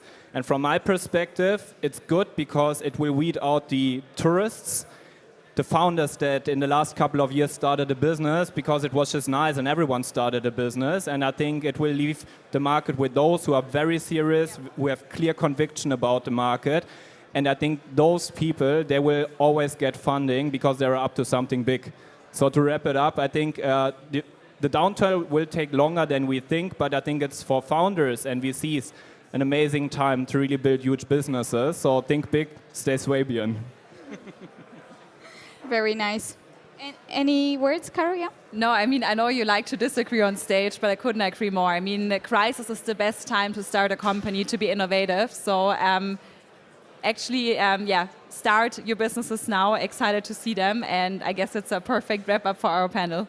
Absolutely. So don't be afraid to get out there, to play hard and work hard for your business, because the best investors will still be around to kind of fund the best businesses out there. Thank you very much, Caro, Andre, Benedict, Alexander. It was a great pleasure to have you here. If you want to get in touch with them, please grab them after the panel discussion. They will be around for the next few hours as well. Thank you. Thank you. Thank you.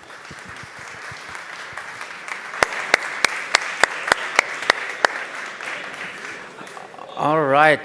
Thank you guys for this amazing panel.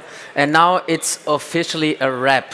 We are done on stage 2, but we're not done for the day. First of all, I want to say thank you to all the amazing speakers, founders, engineers, business units for sharing their stories and sharing their insights with us. Also, a huge shout out to you, to the audience, for staying with us for so long, for listening in, and also to the people joining through the live stream. Thanks for dialing in. I hope you now leave the stage with an uplift spirit and are inspired to go out there and spread the word of innovation in your companies. Before we go out to the fun part with drinks and food, we still have on the main stage some more announcements to make and some more messages from some great speakers. But now, thanks for being a great audience, and let's catch up later with a drink. Have a great evening.